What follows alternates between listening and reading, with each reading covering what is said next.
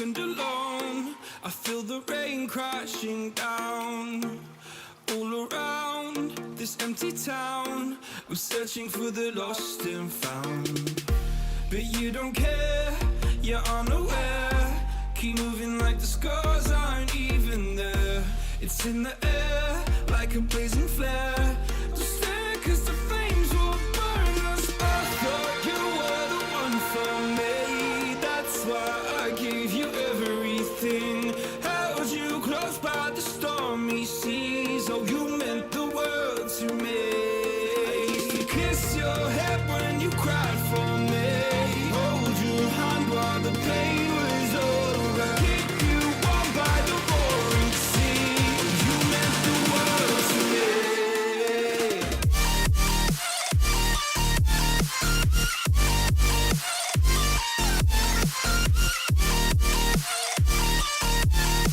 Oh, you meant the world to me.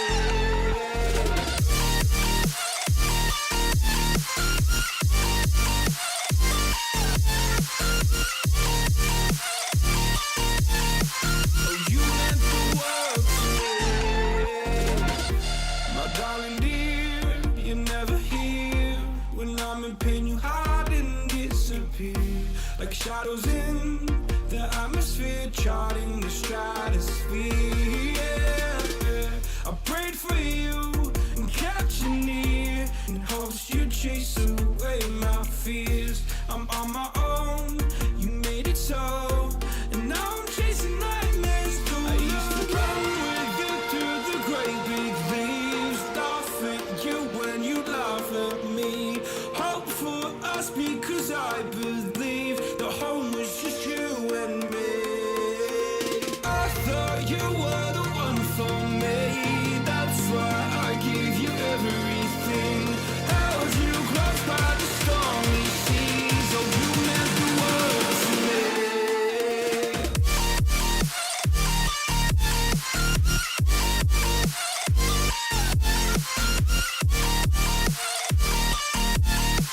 Oh, you meant the world to me.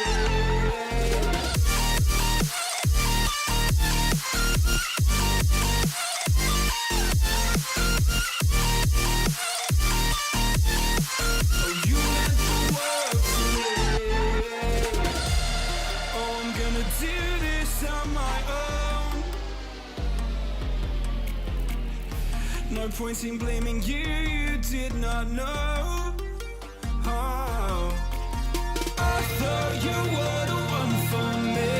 That's why I gave you everything.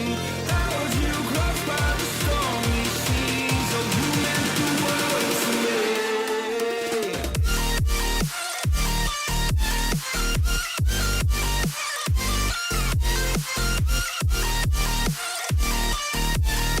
Oh, you meant the world to me.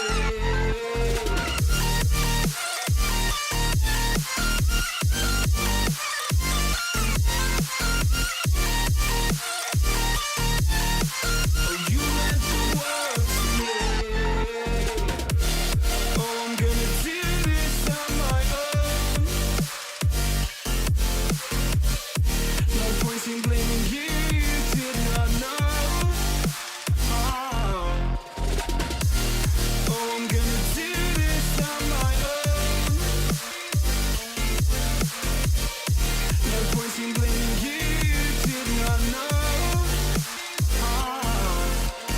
I thought you were the one for me. That's why I gave you everything. Held you close by the stormy seas. Oh, you meant the world to me.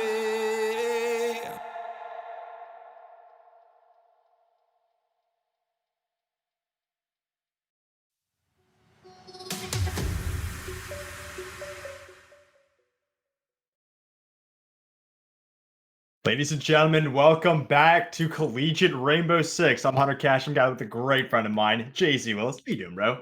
I'm doing fantastic. Great to be here, Hunter. Exciting matchup tonight between San Diego State University, Aztecs, and Liberty University.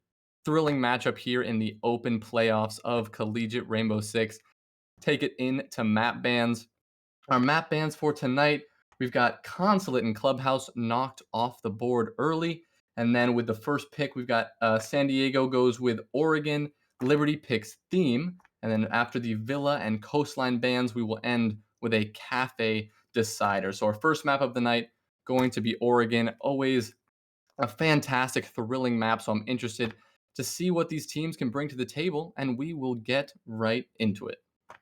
It's kind of interesting to see these maps coming on out, considering that we have Cafe, Theme Park, Oregon in there. It's going to be quite interesting. These are particularly maps that are more strategic favored, a little bit more dynamic, a little bit more structured than you say Consulate or Coastline.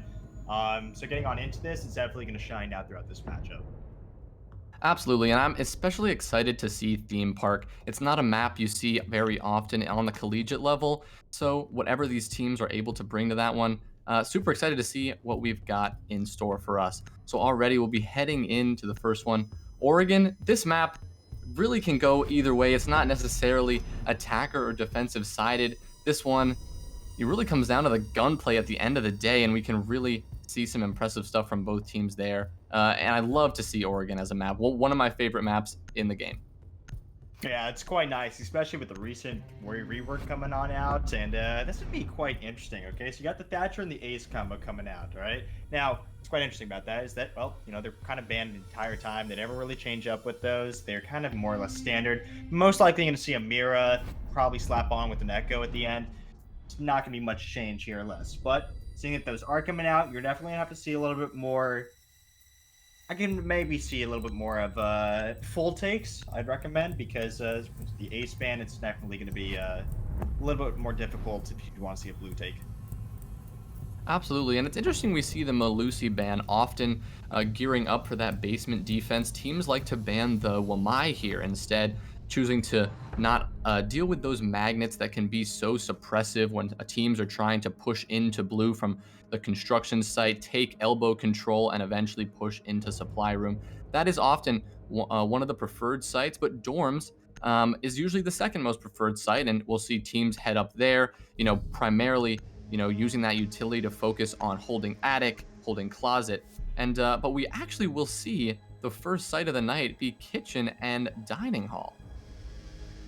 So kitchen and dining, not one of the more favored bomb sites within North America. It's predominantly run throughout Europe and is quite a strong bomb site throughout there.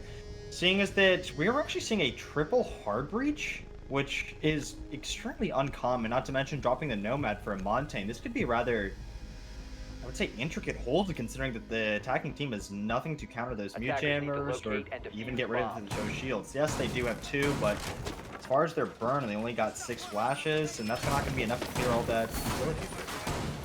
And we are going to see here if Liberty choose to have any sort of roam game. Obviously, Leroy on that Jaeger, always possibility for him to take some upstairs fights, use some utility upstairs, and hold off those vertical angles. And as we see on Oregon, just like every other map, with those ground floor sites, vertical play can be so important. We'll have a couple of hatches here that can drop down onto site, and those can prove very dangerous, especially the entire floor above would be soft destruction, and we won't see much soft destruction come from the San Diego State attack, no buck or sledge, but with those breaching charges from Zofia and those that utility she brings to the table, she will be able to create some good openings down onto site and try to catch out early defenders before they execute later in the round.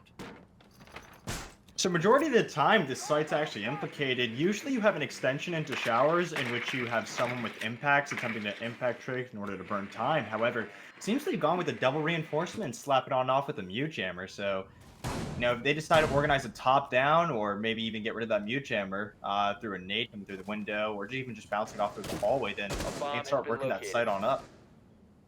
Absolutely, and we will see Leroy take up a position upstairs right now, trying to delay this attacking push as much as possible. And obviously, what's so important with the roam game is just delaying that attacking push. If you can force the attackers to have to force you out of those positions, you can really, make them execute that push in those last 15 seconds. Already, we're going to see some fighting go on here as the Monty's going to push up towards the dining room site, and the Kaid there of Calca will take some shots towards him. San Diego State already opening the wall on up, so there's a lot of stuff to work on right here, okay? Not a lot of angles that you can potentially deny the plan from, and with security control potentially being cut off from the Zofia, this might be an absolute slaughter on site, unless you can say something about it, maybe get a pick or two and burn some time. Oh, he's going to throw the Nitro on out. He's going to connect, though. Oh, it just lands at the feet of the Zofia, but not enough to do fatal damage. That's going to light her on up to around 30 HP with the My choosing it aggressive. See if he can maybe get into a favorable position in order to try and tack on some bullets into the attacking lineup of San Diego State. Well, what's interesting here is we're actually not seeing any pressure onto Leroy from above. They're pretty much letting him hold that position without much contestation from the attack, and they're just going to send it onto site. Already, a couple of fights coming here as the Thermite is going to try to get the wall open. The smokes are going to go down, and actually Shady's going to start to get the defuse down. Yiddle will find Jamin, and then 3 kills come out as Killer Rhino and Cashman are going to connect onto the defense. Now it's up to Leroy and Crispy to do it all themselves. Leroy here going to swing on this rotate to see if he can find any attackers. Here in this post-plant situation, it's up to Crispy and Leroy to push these attackers out, but with a Monty in a post-plant, that's never a situation you want to be. He'll actually catch the Monty off guard, and Leroy will drop Shady, but Killer Rhino will secure his triple kill and get the trade. So it's all up to Crispy, and he's going to take the fight, but no, Dark Eagle will prevail, and San Diego State will take round 1. Holographic sight just covering up that smoke, but he does the fatal damage, lands the shots on down. A beautiful post-plant execution. Maybe the Montane could have played a little bit more safer there, did lose his life, but a beautiful trade from the Thermite nonetheless leads them to get the first round. Honestly, that was a pretty good attack. They got the early map control, they got the Zofia on the cutoff, they were able to work that bomb site, get it on open, and the Cade wasn't really able to do anything about it. You know, the funny thing about that is they actually put the Cade on the wall, which can easily be destroyed from vertical play because, you know, the top floor is just completely destructible. So they were able to get that on up, really well done. Not to mention being able to thwart out the mute and showers, just perfectly executed. They're going to again choose to drop the Nomad in favor of the Montane, which was arguably very successful in its endeavors to try and clear anyone out and draw some attention. Need to locate and defuse bombs. Yeah, you're absolutely right about that Monty pick. It did prove so effective. Unfortunate that the Monty was caught out. You know, Leroy with a good flank coming around into small tower was able to remove Shady from play before he could really wreak havoc in that post plant, but in the end, didn't matter too much. Interesting, we didn't see too much, you know, a utility going towards that roam clear. Leroy held upstairs the entire time, but it was pretty meaningless for him as the attackers didn't give him any attention. He was forced to rotate down as that plant went down pretty early in the round than we're used to seeing. As far as site choice for Liberty, I expected them to do a bit better on that site, especially given that bold pick to go there first. Usually we will see teams elect for dorms or basement first, but they must have had something cooked up, you know, if they had the courage to head to that site. Nevertheless, they decided to change up their modus operandi, deciding to go upstairs first in favor of I say more traditional defense, slapping yourself on upstairs. You got dorms and gen, one of the most infamous bomb sites in the game. Definitely a lot of stuff you can organize there. Already early control in favor of the Zofia, who's going to most likely get those bandits off the wall and see if they can set themselves up for a master take. Currently, Bandit is not bandit tricking, so you'll take some damage from this, but bandit charges will dip on off. See if you can potentially land those fatal bullets and towel on that Zof is the question we must ask ourselves now. I really like what the attackers are doing here, getting this pressure from below. What's so important to secure a plant onto games here. Oh, we will see the bandit trick go down, and Cashman denies it. Absolutely not, he says, and the bandit will fall. So closet wall will be opened now. So what I was saying is that, you know, securing both attic and closet are so important to a good games plan, and that is exactly what we're going to see here. You know, a good part of the attack devoted to that closet opening, and already a couple of kills going to come out as Crispy is able to find one, and Cashman going to trade that out. Kalka onto Killer Rhino, and now it's down to a 3 versus 2. Comes on up White Stairs, and he's able to attack things on down, but some good trades just leads us round back into, say, Liberty's hands, as this is still manageable to pull on off. 3 on 2. Montane is still up, though. They have a Legion in play and a C4, so not one of the worst trades that could have happened. The problem is the positioning. If you look at this right now, they got 2 people stacked in attic. Legion's going to make the wise decision, try and rotate, see if he can get a flank on up. The question is the Maverick going to be ready? Legion coming up the main stairs, gonna take that gunfight, sneaking on in, but the Maverick's ready for it. He shuts him on down. That leaves it on a 3-on-1 for Calca. See if he can come things out on top. He's able to tag one onto the Hibana. Here's one in big window. That will be the Montaigne. Not much to work from here right now. Wisely choosing to wait and see if he can get a pick from his positioning. The bolt's going to come on in, but the Montaigne is going to be unextended, not being able to land any fatal damage just yet. That's going to be the Maverick taking on the gunfight, and that's going to be Jammin, who's going to be able to close it on round with a gorgeous headshot onto the Cade. That's going to be San Diego State closing it on out for round number 2. Great work from San Diego State there on that attack. I mean, impressive the entire way with that Zofia coming from below. I mean, never a doubt on that round that they were going to take it. We saw the Monty push in, expertly aware of the Kaid's position in kids, and that will be that. Cashman, honestly, he got the initial entry there. Not only that, he followed it on up with a beautiful pick onto the Jaeger. Wisely choosing to go and rotate his attention immediately over to the white stairs, see if he can cause some havoc over there. Spill some early blood, and spill some early blood he did. Jaeger wasn't honestly ready for that, and with no barbed wire in the white stairs, he saw his opening, he took it. It's a good trade, really good, but by that point, the damage was already done. It was in a 3-on-2 scenario. Calca wasn't in one of the best positions, neither was Legion, and he was forced to rotate him his own downhill from there. Nevertheless, they're going to choose to go back to that bomb site. I think they spot out the issue, see if they can now make the correction that is necessary to win this. No change in the operator lineup, still going to choose to bring that Cade and Bandit in an attempt to most likely deny the wall. The question is if there's going to be anything to do about that Zofia. Yeah, you're absolutely right. We didn't see any Liberty presence downstairs, bothering to deny that vertical play that we usually see when pressuring out those hard breach denial from Closet. Similar utility being devoted to the attic and closet hold from Liberty, despite that not being successful this time. We'll see Leroy open up some similar, I believe, some punch holes there to gain some sight onto Closet in, a post-plant situation if it comes down to that. But with getting into this round here, we will see the attackers appear to be mounting a very similar take. We're going to have Cashman work his way into main lobby, Jammin up already on the master balcony, and going to try to force, some pressure up into there. They spot the Jaeger on out by white stairs. Question, that old question has been answered. He's going to mount his offense onto Cashman, and Cashman's going to fall, and that's going to be no Zofia for the remainder of the round. Not only that, that is the entirety of soft destruction gone for San Diego State. This is honestly can go way in their favor. Even if that Maverick opens up that wall, they're going to have to shoot the wall unopened to see if they can get thing going for them. This is a great position they found themselves in, and honestly, it might call for a change in the overall split take coming out from San Diego State. I mean, that is exactly what I was just talking about with that vertical denial, and we saw Leroy changing up his strategy a little bit, going down white stairs and going to play on that first floor to prevent that hard destruction, that hard breach denial from being removed. So that was great work from Leroy there, and that's going to really put a hindrance in the closet push. As such, the Monty will have to readjust and will already be working his way up to trophy.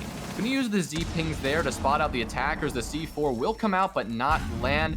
Nades coming out, forcing Swedish out of his position here, but he's actually just going to hold it, staring the Monty in the face. Jammin going to come up to support him as Killer Rhino will secure the kill onto Calca there. No trade coming out from the Bandit, and Jammin will find Swedish, the Bandit who is playing in that corner. So with a minute left, the attackers are in a position to perform and execute now that Dark Eagle was able to find one onto Leroy, and now it is down to a 4v2.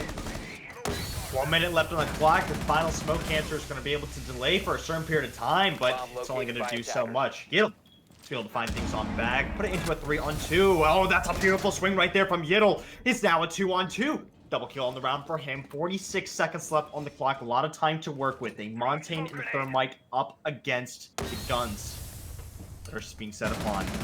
Smoke grenades, try and throw things on off, see if they can get an entrance onto the site, but Legion's going to try and make a play right here. By going down from the Montaigne, they hear him planting by the foosball table. Question is, are they going to be able to deny? Attackers activating diffuser. They're swinging around the corner, and he's able to attack on one. It's now a 1v1 between the Montaigne and the Legion. 2 gas canisters, or rather, goo mines in pocket. See if he can do on something. Tagging away at the Montaigne, but no far nothing to really organize himself with. Going to attempt the fake defuse, but it's only a matter of time. Oh, that's going to be a beautiful extension coming out from the Montane. He's going to be able to tag on the shots right there, closing things on down. I was quite surprised about that round. A lot of chaos there, and to be quite honest, my screen was completely lagging, so by the time the smoke comes on out, we find ourselves in a one-on-one. But nevertheless, San Diego State, they're able to close things on out by a marvelous fashion, despite the fact being down with the Sophia, despite the fact they had no soft distractions, despite the fact they couldn't get rid of those shields, they still prevail. And that shows a true testament of the gun skill and sheer power of this lineup. That was extremely impressive take from the remaining attackers there. I mean, the Monty in a post-plant situation is never a situation you want to be in if you're a defender. You have to deal with him, and he can just, you know, raise that extendable shield and just stare you in the face, watch you as you, panic around, as we did see the Lesion run around a bit, try to, tease the diffuser a little bit, but none of that really mattered. So after those unsuccessful attempts at the dorm site, Liberty gonna have to rotate downstairs. But I gotta say, the San Diego push was very impressive. Like you were saying, despite losing that Sophia, it didn't really seem to matter. They immediately made the call to switch up their attack. They pushed up White Stairs. They pushed up from, Armory side. And at that point, it really didn't matter. Liberty not able to connect on any, gunfights. And, no matter if you're up, utility here and there, or if you have a strategic advantage, at the end of the day, if you're not going to win your ones, you can't do much against a strong attack that San Diego State is clearly mounting right now. Attackers must locate and defuse the So bomb. going for a standard blue bunker extension, which is typically complemented with a Hibana or A-span, which has been precisely done by Liberty. So assuming they're going to go and reinforce that box wall on off, where that's definitely going to cause some problems, but it might not even be beneficial to their team, as it looks like to be really execute. San Diego State is already making their way down the staircase. See if they can take a gunfight. That's going to be the smoke falling on off. Now a 4-on-5 scenario with the smokes and flashes raining down on in. See if they can barge their way on into the site. Could be able to create an opening. Oh, that's going to be a beautiful wallbang right there. Kalka's going to close things on off for Rhino, and that's going to be a beautiful pick onto the Thermite. Still one hard structure left, but honestly doesn't look like it's going to matter due to the positioning. Now that their positions have been called on out, they might go for a forfeit, but it's not going to happen. Kalka able to shut things down on N. He's been absolutely instrumental in these defenses, but is he going to be able to deny? Smoke canisters coming down on N. The C4 rains out, but it's not going to tag on to anything. This is a very decisive push we're seeing here from the attackers here. Shady trying to get the plant down. Dark Eagle will find one onto Kalka behind that very strong position in the closet. And now Swedish, it's up to him to use these angles to try to find any attackers. The plant will successfully go down. C4 comes out, will not connect. And now, again, the Monty, such a nuisance for the defense. We're going to see Yiddle and I believe that's Swedish working their way up, trying to pressure, find any attackers hiding behind Shady's shield here. But those attackers will smartly back off. Leroy will find one on the flank onto Jammin. And now just going to run straight into the face of the Monty. Yiddle with an incredible double kill there. Oh my goodness. And as the diffuser is disabled, what a comeback from Liberty, absolutely taking that one back after the decisive push from the San Diego attack. I'm not going to lie right there. I'm looking at that. It's a 2-on-2. They're trying to get the plant on down. Doesn't look like they have much going for them, but then somehow they're able to get the plant on down. You got the Montane. You got someone on main stairs. You got the post plant in your favor. I'm like, all right, Liberty, you're on the back right now. Trenches are filling up. Gas is being thrown on in. You got nothing going for you. You're going to have to mount an offense. And boy, oh boy, did Yiddle just do that. Pushes on up with the Wamai, able to tag on the crucial shots. 1-2 switcheroo, smack in my shoe, and he's able to close things on down. Smack in my shoe indeed. I mean, what a push from Yiddle. I mean, that definitely caught the Monty off guard. I know it caught us off guard a bit. He just absolutely sent it in the face of that Monty and just dumped just a quick flick around onto the bottom of Laundry Stairs. And just like that, Liberty will take their first round. So obviously using that momentum from that last round, they're going to head back to the dorm's site and try to secure this one. They were unable to do this in back-to-back attempts. So I wonder what they're going to try to change this time. Last time, obviously, they had Leroy playing below. That proved effective, but in the end, it did not matter. I think we'll probably see Leroy doing something very similar. But I've got to say, that still reeling from that last round. Great work from Yiddle. 5 seconds to insertion. Definitely, if they improve that positioning, if they can kind of a little Attackers bit are get moving more, out to locate I'd a say, bomb and organized defuse with it. each other, swing off each other, and play off their contact, then they can maybe get something going. But right now, we saw the Bandit getting caught off, lacking. It wasn't one of the best positions. Ooh, this is gonna be interesting. So we have a quite a little spiffy change, I'd say. Got a Jaeger. He's gonna be handing himself down by the freezer. See if he can get some meat and seeing if he can get some food. I know he's hungry. He's hungry for some kills. Question is someone going to drone him out? Because right now he can make himself up on main stairs. He can try to get that frag and potentially not get one, but also two, seeing as there are two people by main right now. Oh, there's actually three. So this is going to be quite interesting. Yeah, already Cashman gonna secure Classroom already, but this time he's gonna be aware that that Jaeger could be lurking around the corner. Using those drones, but now just gonna go for the vertical play right now. Gonna have a friend watch his back as that Jaeger could be dangerous at any time come on that flank. Yeah, Jammin will be joining him down there to protect him for the time being. We will see the closet wall get opened after the Bandit batteries were removed. Killer Rhino going to take a bit of damage there, and more hard breach, more soft destruction coming from below as Cashman will find one onto Leroy. C4 goes out, will not connect. And now, again, we're going to see very similar play as last time from the San Diego State push. Shady here on the Monty, going to work up into Trophy and try to challenge on the Bandit, who's in the exact same position. Yiddle actually taken down to about 5 HP, while Cashman will push up White Stairs here, removing countless goo mines from his feet, as Killer Rhino will remove Palka from play here. Decisive push from him. And now another from Killer Rhino, making it a double kill. Already in a 2v5 situation, it's not looking too good for Crispy and Yiddle as the flashes come in and Monty's going to just send it onto site with diffuser in hand. The fire's going to go out, claiming Dark Eagle, and Cashman going to finish it off. The flawless round from San Diego State, just showing how dominant they can be when they just put their mind to it. That was an absolute slaughter if I've ever seen one. They had the code saying done up, and it looks like they were already done with work by the time the round started. A 5-on-3 to start things out, and from there, it was just the cards deck falling, I should say.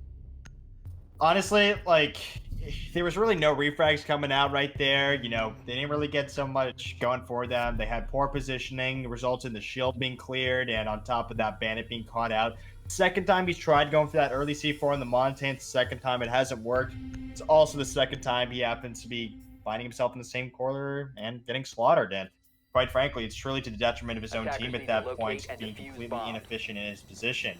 Other than that, find their way back down to kitchen. They're see if they can cook things on up and see if they can start getting some rounds back. A 4-on-1 round count is not so insurmountable to come back from. A 4-2 split is definitely what they're looking for, though.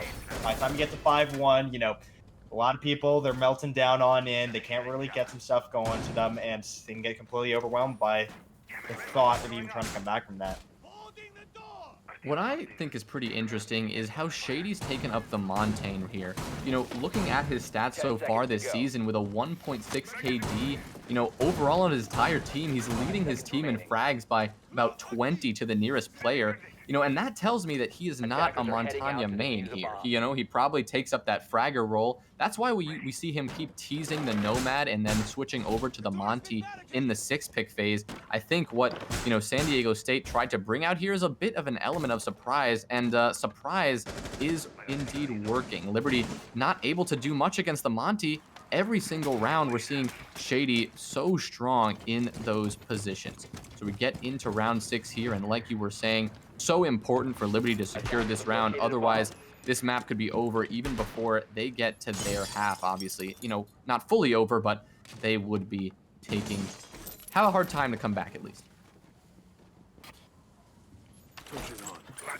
Honestly, if the positioning can be set on up and they're not allowed to take these extremely aggressive positions, then maybe we're able to see a fight back. Because right now, Cashman, he just has free reign with everything going for him, and this thermite charge is going to be set on in. No impact trick to come out from there, as they have chosen to reinforce the wall yet again, and that leaves Swedish probably one of the worst positions he can find himself in. Not much to go off of. He's got a C4 in hand, but other than that, he's got two people gunning him down with the barrel in his sights. Looks like Smoke's going to be falling on back, as well as Udall trying to play 90 and see if he can get something going for him. But other than that, you have Montaigne pressuring the door. You got Capitao and Maverick setting themselves up, try and push Swedish out. Meanwhile, Thermite has also worked his way upstairs. Now, what we don't see in sight is the Zofia, who's most likely going to try and hit a wraparound, see if he can get the flank going. Nade's going to come on out from Jammin. Is it going to connect is the question. No, yes, it does. But the push comes up from Yiddle. Yiddle's been able to trade it on out. That sets him up to 7 kills this game alone. Leroy has then taken the position. No ADS in shower. That leads to the death of Swedish. Quite an oversight, if I must say so myself, but nonetheless, packs have not taken favor. Seeing as that they have not taken shower shifts on yet. With Jaeger still finding himself in there, it's going to be an absolute onslaught. But they're going to barge their way on in, and that's going to be capped out, finding the first pick with Yiddle going for the flank. They don't see each other. Yiddle's able to get one, but not before he gets traded out. It's Lord to Crispy. Sophia hitting the back right now and seeing if she can do some serious damage. To do some serious damage, she will. Closing things on out. That's going to be San Diego State.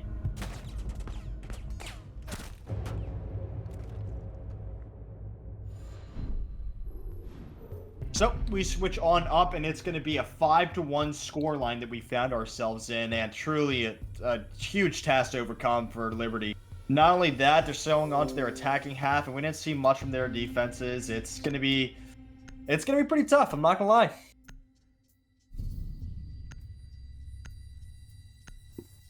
Yeah, it's definitely going to be a tough one for them. San Diego State proving that they are just the dominant team right now. No real doubt on any of these attacking rounds that they just are out fragging Liberty straight up in pretty much every engagement. So I am interested to see, what Liberty are going to bring here on the attack, but they're going to come out. They're going to need to come out with some really powerful pushes here. Maybe catch San Diego off guard if they can, because this one's not looking too good for them thus far.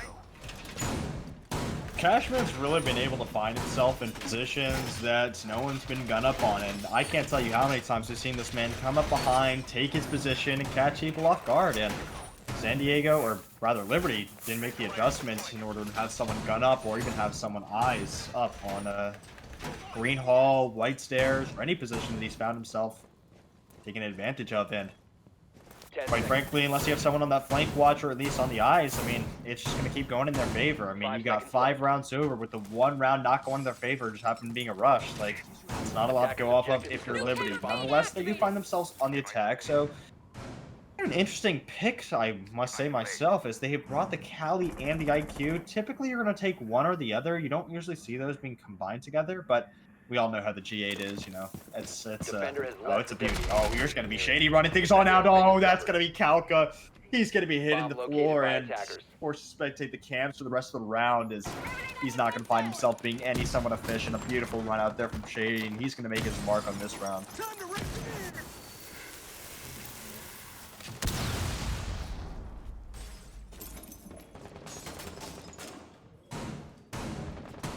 So, yes, we find ourselves at a 5-on-3 scenario. Seems to be a T-take. We find ourselves with 3 people over my tower, with Thermite choosing to rotate over, I believe. So it might actually be a split take right here, depending on where these IQ and Thermite... So yes, IQ has found ourselves in Garage as well as Thermites. So definitely could work a split take right here, with Bandit choosing to get aggressive and swinging. Might get punished for this, but seems to just be drones heading on out, and Teason gets spotted on in. Beautiful crossfire being set up right now in tower. Early C4 is probably not going to connect with anything, seeing as that no position is taking effect. But Cashman's going to be coming up with the flank, but Leroy's going to find Quick. Noted that, and he's going to be able to shut things on down with the swing coming out from the Bandit, but it's not going to go in his favor. Swedish is there. That's he's going to find up his first frag of the game. Gas canisters now being set up on in. They have 2 left in their pocket and 1 minute and 20 seconds left. Not a lot of time to delay, with Attic favor completely set in the hands of the offensive lineup.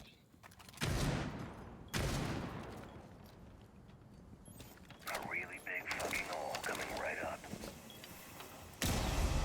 Challenge going to come out from Jaeger, and he's going to be able to tag those shots on in. That's going to be one. Do we have a second comer? No, that's going to be the missed shot from the Cali, and Eagle's going to be trying to swing on in, but that's going to be a beautiful shot there from Swedish. He's going to pick up his second frag of the round and see if he can get traded on out. Yes, he does. That's Shady. Making his mark right there, bringing it back onto a 2-on-2, and great positional advantage in favor of the defensive lineup right now. They've got a crossfire set up, and Crispy and Yiddle don't have much going for them. They got 30 seconds left. The damage already being set on in through the smoke canister. question is, can they make their mark on a site? Jammin's holding Crispy close, and unless Crispy's able to get that crucial shot, then he's going to take some serious damage right here. She found his way on into the site, but the swing's going to come on out, taking some damage as he goes. No help being found from his teammate just on yet. Shady taking some serious damage from the thermite. The swing's going to come out left and right, but that's going to be the crucial down right there. Leave it on into a one-on scenario, but but it's going to be Jammin to shut things down, and my oh my, what a hell in a cell round is. I'm not quite sure what we just witnessed. You had one person push on in, one person just hold on back, then a knife come through. My oh my, what a chaotic round if I've ever seen one.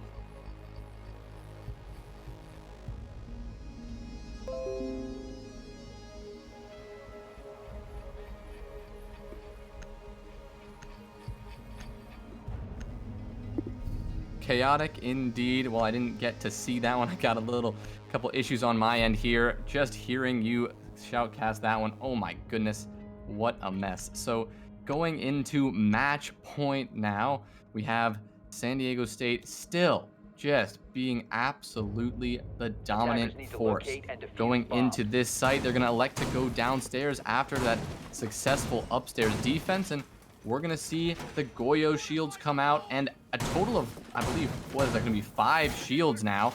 And this is so common we see on this basement site. Sometimes even people call this Oregon basement site the shield meta because people just try to throw down as many of those deployable shields as they can, holding elbow in tarps, holding out towards pillar from construction, just using as many shields as possible because you know, now that they have those slats in them, they're almost like mini mirror windows. It can be so strong in the site like this. So we're gonna see what Liberty try to do, if they're gonna do a big construction push or if they're gonna go for more of a laundry side take.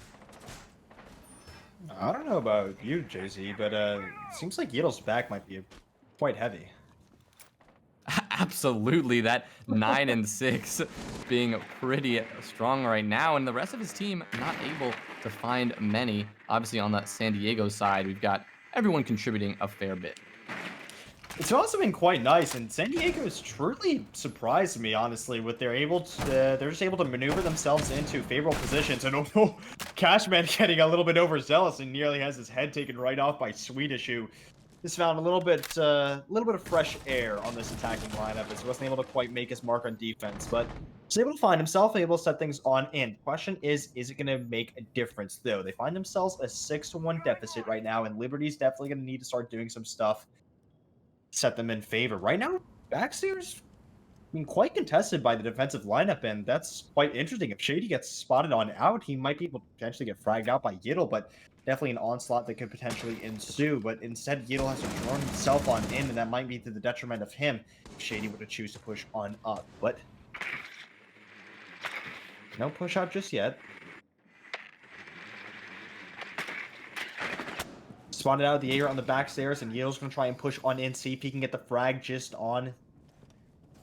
But no, he's made the fall off, and he has found himself within pillar. Now, see if they can play their utility. They've got a lot of stuff at their disposal. Again, those multitude of shields being set on in favor.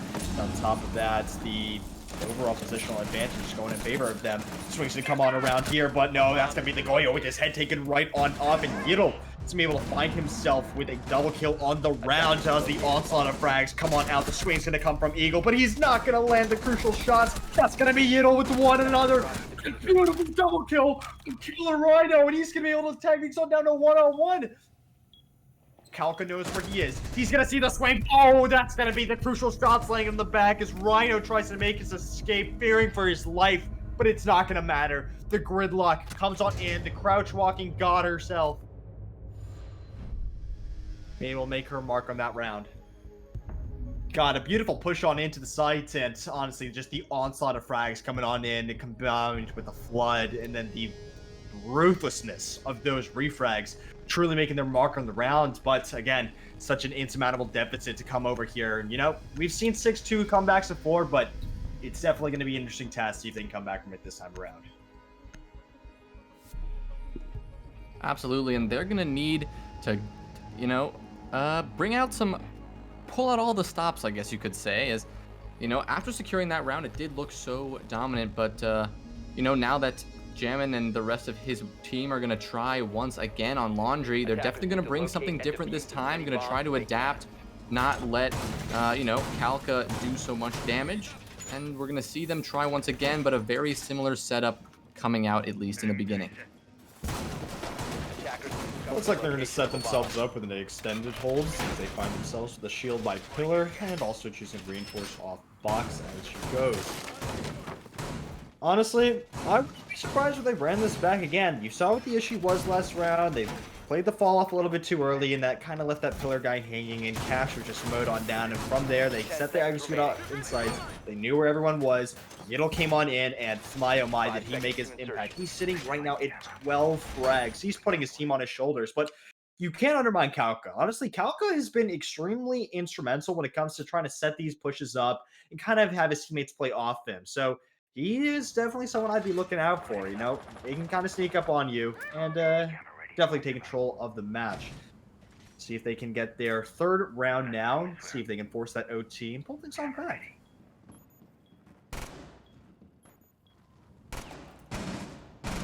Early swing coming out from the Goyo, but might be to Cali to take her on off if he decides to overextend a little bit too much. That's going to be Swedish. Oh, the shot's raining on in, but can he hit the shot? Oh, he hits the shot, but it's not nearly enough damage to be fatal.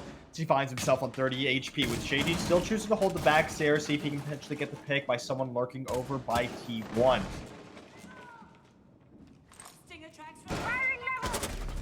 Oh, there it is from Kalka right there. He's going to swing on around, and he's going to be able to find the crucial shots on a Shady, and my oh my, what a beautiful one that was right there.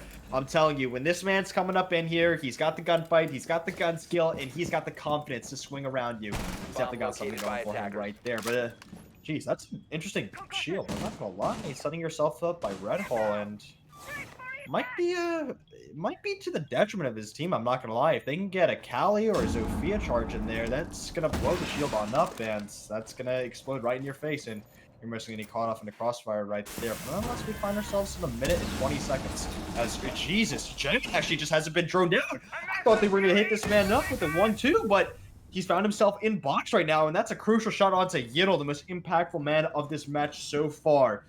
Question is he going to be able to burn enough? They know he's here. They know the wall's on open.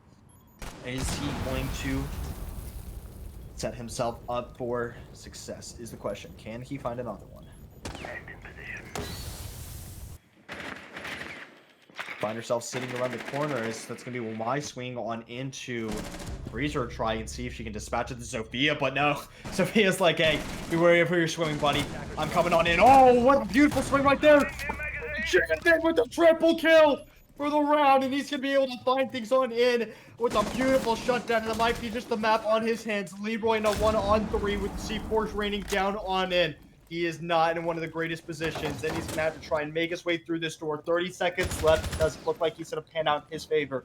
Being wisely played from San Diego State as they choose to wait for the crossfires to come on in. To make an opening down into the site. The crossfires are there, but will the shots be?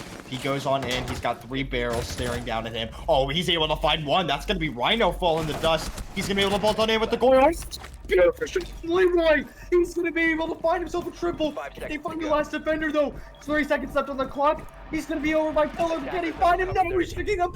That's going to be San Diego State closing out this map with a beautiful heroic play coming out from the smoke. We saw a great attempt from the Zofia, but it's not nearly enough. Truly an insurmountable task that he managed to find himself back on in. He tried finding that last frag ever so desperately, but it wasn't quite there. The time was not in his favor. What a showcasing from San Diego State, though. They set themselves up on a 7-2, and that's a statement if I've ever seen one. It doesn't matter how many frags you guys are able to. It doesn't matter if you guys are able to find yourselves in. We, at the end of the day, know that our drones can take us over the line. Sorry, I was caught off guard. Hey, we're back. How's it going? Going well. What a crazy push from Leroy in those last few seconds. I mean, he really almost put his team on his back, but in the end wasn't able to do so. Very dominant performance from them, 7-2. So I'm eager to see how Liberty can take it on their own map pick when we come back after this quick break.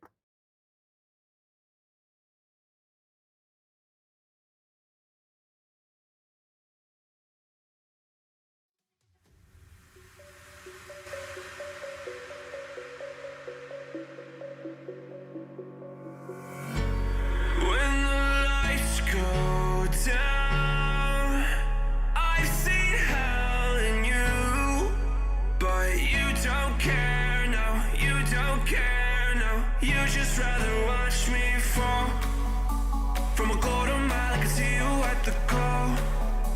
Think about it, ring won't tell you what I saw. When you break it off, you'll see who had it all. You had it all.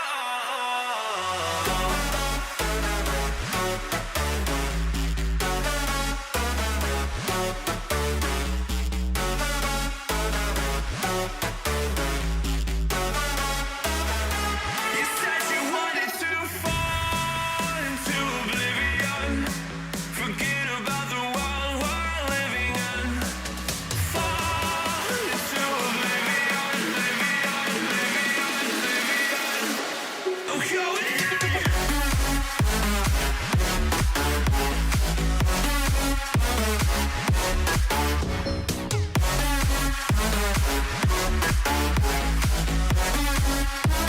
Fall into oblivion.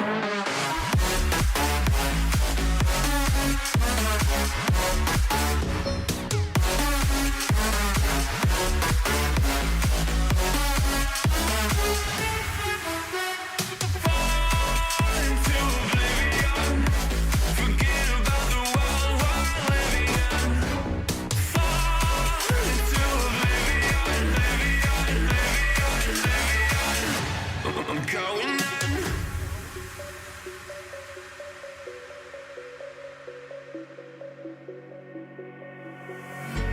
You can't fall asleep when you're counting stars. Get it together. Your mind can't sleep when you let it serve. Now you wanna see me fall. From a quarter mile, I can see you at the call. Think about it, ring won't tell you what I saw. When you break it off, you'll see who had it all. You had it all.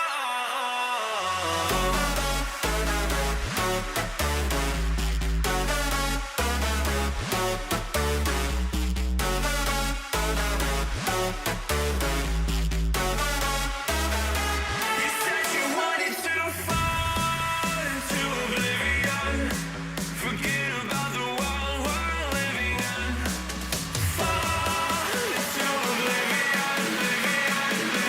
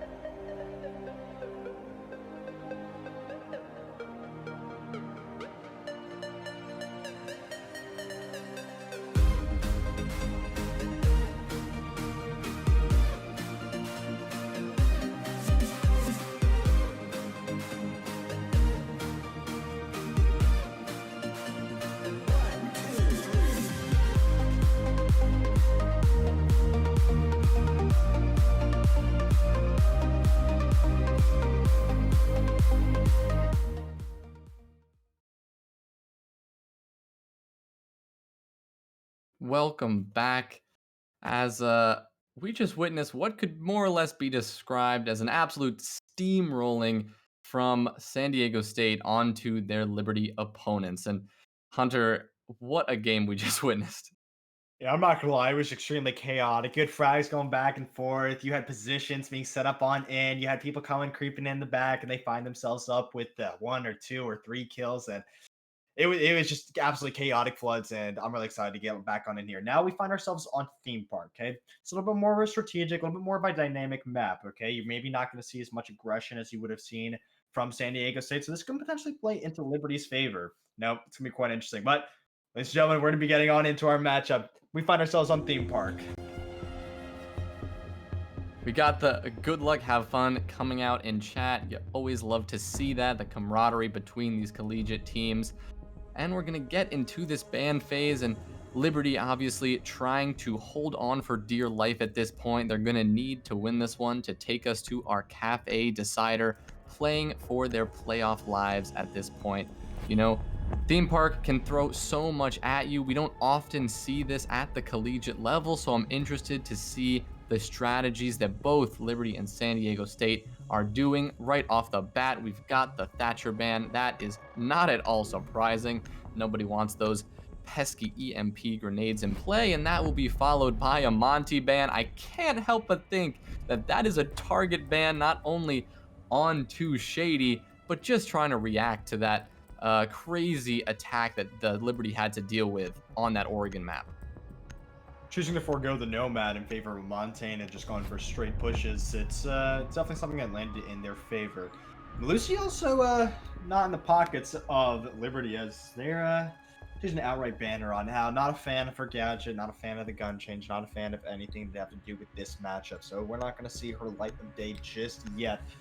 So we're most likely going to see an incorporated mirror ban. Pretty standard siege right here. You know, you ban out the Thatcher, you ban out the mirror. It's almost textbook, if I must call it.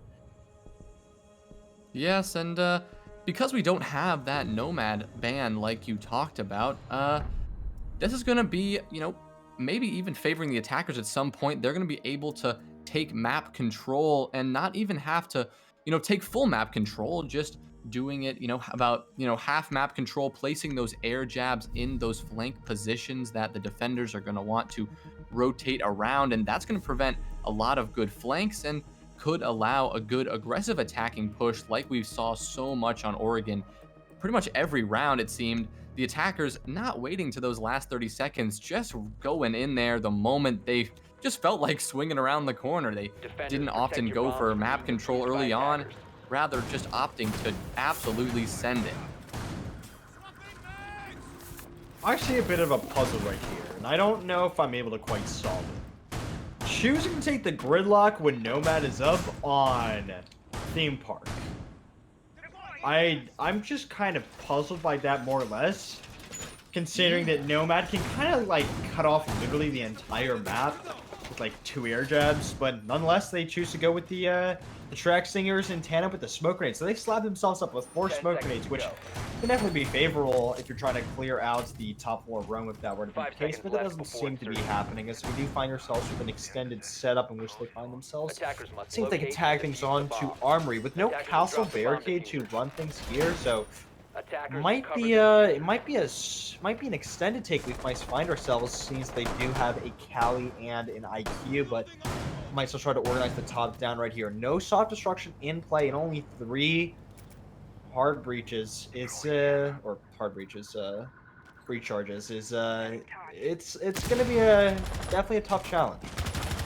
It's also very interesting to see the drug lab pick. I believe we're not seeing, you know, what would we normally see, what would be the first choice would be throne room and armory, but instead we're seeing drug lab, which doesn't have, you know, the best pick rate in, you know, competitive siege, but when it comes down to it, it is won quite frequently. So right now we're going to see Yiddle take control of control room, and Leroy pushing up here over into vault and just clearing out all of the top floor, as they appear to be opting to open up some vertical angles in just a moment. Right now, holding some angles, trying to suss out any roaming potential.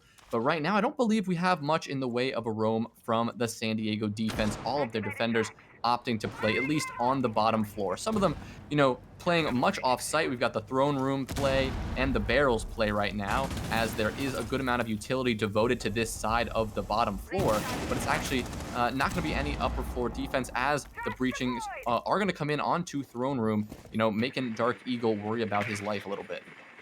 Looks to be a straight take right here, as they're able to get the cutoff onto the players residing within Armory. They find 3 of them in there, and she said they're kind of just sussing on out, see if they can get a little bit of a twig response. As you know, when you see a twig flying in the wind, it happens to wiggle. So seeing if they can wiggle Bomb things located on by out attackers. and see if they can force a fall off is the question we must ask ourselves. As Cashman has found himself inside split with the castle barricade, or not a castle barricade, it's rather a Kaid that finds himself on in. But if they're able to get that hatch on open, they might just be able to get a caught off established and potentially get a pick or two from there. But so far, nothing being set on up for them. A couple drones being set on in to dispatch these people residing within Armory, but unless we see a gunfight come on out. But oh, that's going to be Kalka. It's going to be swinging on in. That's going to be the first frag of the round. Eagle not able to find a response, but Shady will.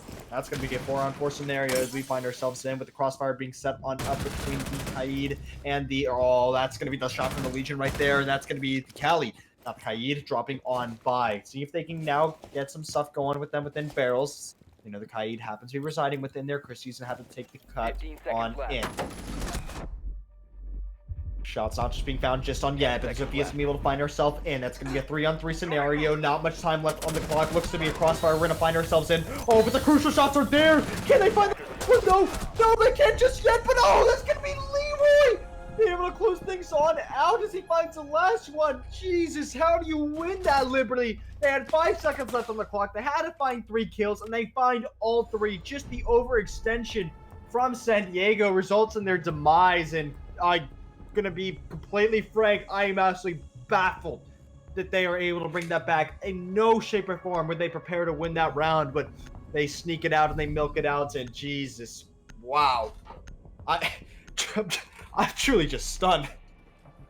Yeah, WoW was absolutely right. It came down to that last second push.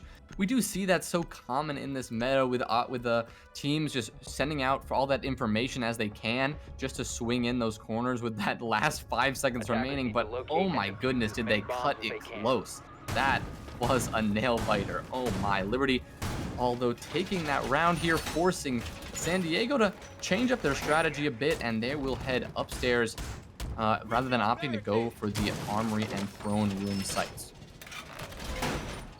You know, there was honestly a really slow execute. They weren't able to get some stuff going. They weren't able to get cut off on a yellow. They weren't able to get split hatch open. They got the Armory wall open, and yes, they were able to frag out the Jaeger, but from there, they had burned almost 2 minutes and 40 seconds. So it was looking like a task that could not be overcame, but Sophia finds herself with the pick on the Cade. Eventually, they find themselves at the side door staring down at them, and they're somehow able to dispatch the flank and the guy playing by yellow canister, and from there, it was just a slaughterfest. There wasn't really much they could do in the execute, and Liberty able to squeeze things out of the bag. But we find ourselves going upstairs right now. Maybe it's not the fondue that San Diego was looking for. But see if Shady can pick things on out right here. Oh, he's the rebel. Oh, the drone's gonna come on now. You know you're not gonna be able to do anything for now. You're gonna have to be able to fall on back and see if they can do themselves in by choosing to extend over to initiation and office, I believe. This is an interesting setup. Typically, when you see this brought on out with a castle, you see the middle wall actually being utilized as a rotate, so that way you can play the fallout from there, but instead they actually choose to reinforce it. So most likely going to have Shady play aggressive right here if that's the case then. Very aggressive play from Shady, like you were saying, going for that spawn peak, but eventually falling off, using the pocket reinforcement that a lot of teams actually do that pocket reinforcement, holding that until late. That a new mechanic of reinforcement pools is allowing a lot of teams to implement that into their strat development, and we did see Shady do exactly that, but he's going to continue to contest the player on that eastern balcony there, as it will swing in, and Leroy will just absolutely destroy Shady there. Leroy proving that he wants Liberty to really win this one this time after that unsuccessful first map. But unbelievable play from Leroy, as we saw in that closing seconds of the last round, and getting into this one in a 4v5 situation. The defense definitely going to back off of the study area this time, and now the attackers taking control of bathroom and pushing their way up into this rotate, but Kalka gonna fall as Cashman will get the better of him there. Great shot as Cashman on that dock. Great work from him. Hey, Leroy was like, hey, I know your back's kind of heavy. I got to alleviate things, but hey, Cashman's going to be able to shut him on down. That's going to be a double kill. He finds himself with this round, and he's able to shut down this clear. Seeing as that we still find ourselves in a 4-on-3. 1 minute left on the clock, and nothing being yet worked onto the... Oh, not able to find it just on yet.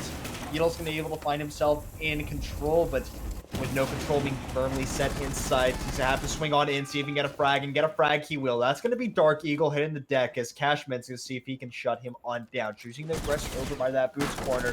Sees the IQ, but he is able to tackle the shots with the revolver now on out. Can he get it? Just choosing to miss the shot right there. He's going to go for the swing. Oh my God, Cashman. That was not very cash money of you right there, but unless you got 20 seconds left, the position is just so exponentially in favor of the defensive 15 lineup. seconds left. Not much time left to work with right here. Seeing if they can get a frag on in, but doesn't look like they have anything going for them. Just weird the flank as Crispy's gonna be able to walk on in, but it's gonna be an easy double kill from Rhino. 1 and 2.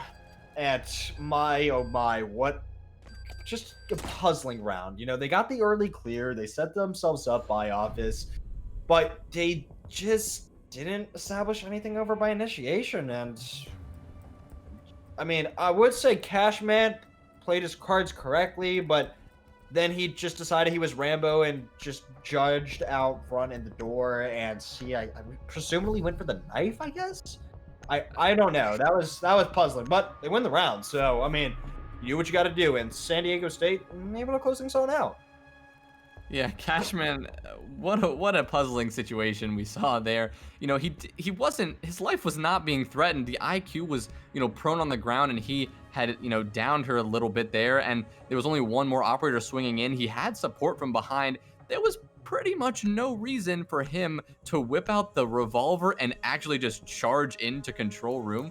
But regardless, we saw him take that fight and end up losing it. But in the end, it was indeed San Diego who won the defensive round. So now electing to head over to their other upstairs site here, and very similar lineup, but this time Shady opting for the alibi. Not something we see very often, Hunter. You know what? I honestly, that's not very startling to me whatsoever. I mean, you've seen a very slow execute come out from Liberty, so you know what, they try to tack on in. You know what, let's add another obstacle right there, okay? On top of now not being able to use your drones for the final execute, because so far in 2 rounds they have not been able to drone out those players on the site.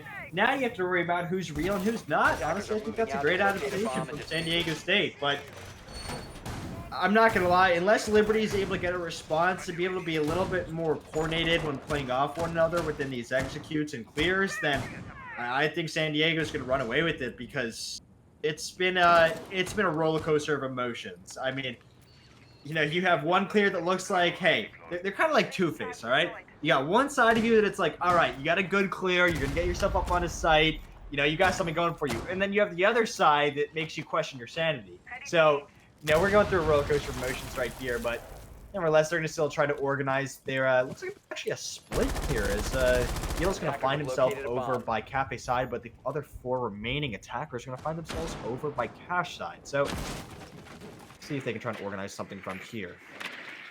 Yes, and like you were saying with Liberty, I mean, they're making very similar mistakes that they were making on the last map. It just so happened that they were able to take that first attacking round to show their dominance a little bit, flex those muscles, but in the end, a little bit of clumsy play coming out from both teams in that last round. So as we get into this, when we see Swedish taking control of top Dragon, establishing that Claymore on the flank, as Yidle's going to work up his way in a control room, going to take a fight with Shady, but going to take a bit of damage, but not going to force the engagement and take up a position, a more passive angle here, holding in control room. The Evil Eyes from Cashman going out and we'll be able to get some damage on to Crispy there, but Crispy going to take it out. Already we see Yiddle now pushed up into initiation, gonna take a fight onto the Maestro, but the smoke actually going to block the vision of that operator. He will catch Shady off guard as Swedish and Yiddle will both take 2 down. And just like that, a couple more frags come out. Killer, Rhino, and Jammin gonna take out Leroy and Yiddle. And all of a sudden, it's a 2v2 with a minute remaining. Jammin will fall as Kalka's gonna remove him with that SMG, and it's all up to Rhino. With SMG 11 in hand, the plant will be going down in initiation, I believe. But Killer are gonna be aware of this, gonna push in, not gonna be able to find Swedish right away. Gonna play time here, take out the shotgun. Does have 3 toxic waves if he wants to utilize them, but opting to just sit in the corner and swing it with the SMG 11. Opting not to use the gas canisters is a bit interesting play from him. No tracks coming out from Gridlock right now. Actually, there we go. She's going to toss some tracks out. Here come the Toxic Babes, trying to force the attackers out of their position, but he has to retake, not aware of Kalka's position. And that is it. Killer Rhino going to fall, and Liberty will secure that attacking round in what looked pretty messy the entire time, but in the end, Liberty taking it, forcing San Diego off site. And as we see here, the replay of Yiddle pushing into site, catching a couple defenders off guard, and this definitely is the play that solidified the round for Liberty. I felt like I was in a battle with the Whitewater Rapid right there. I mean, they set the flood on in, and they just have fish pouring on down into the site. You see 5 bodies lined up, and 4 of them fall, followed by the trades back and forth. That leaves Smoke last alive. He's hitting him with the flank. He's got the extended barrel. Not much stuff going for him. And honestly, I really want to ask Killer a question, okay? Do you think, or not Killer, but I want to ask you a question about Killer, rather. Sure. You think that if he hadn't sprinted right there, he maybe could have denied the plant? He had 3 smoke canisters, and they weren't aware of the flank. I feel like he had the play lined up, he was set in sight, he was lined up for greatness, but then he gave away his position, and he just couldn't tack it on in. Yeah, not the best work from Rhino there. He could have, like you said, delayed that a bit more. But obviously, game time decision, hindsight 2020, as they say. Yep. But I gotta say, the attackers of Liberty, they fed the same doorway over and over and over again in the end.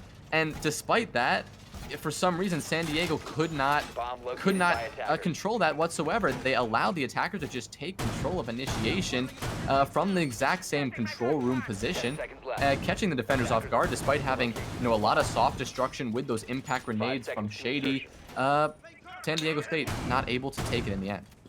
Attackers are heading out to defuse a bomb. I'm not gonna lie, I kind of like the entry in Cali. She's like, all right, hey, yo, boys, I want you to follow on in. I got the play right here. We're hitting the site. And they're like, all right, let's go for it. Why not?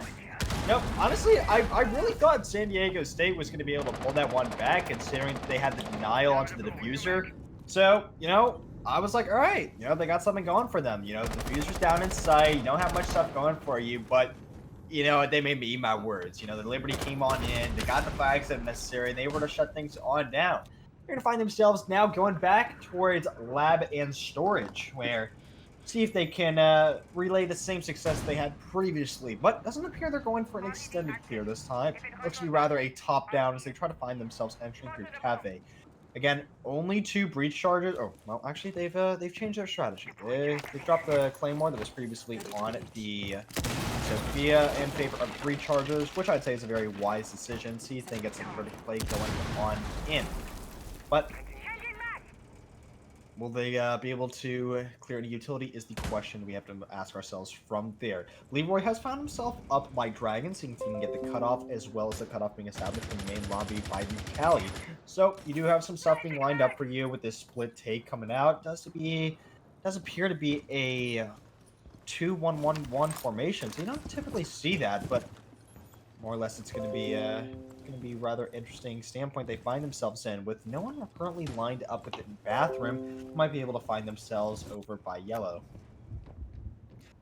Yes, you're absolutely right here. We're going to have, looks like, going for top-down control, taking control of all of this map in order to execute this push, going for a bit slower pace than we've seen thus far. Yiddle going to use those vertical angles open by those breaching charges to find anyone from below, but right now not able to catch anyone off guard. We're in drug once again, and Kalka will connect with the head of Dark Eagle.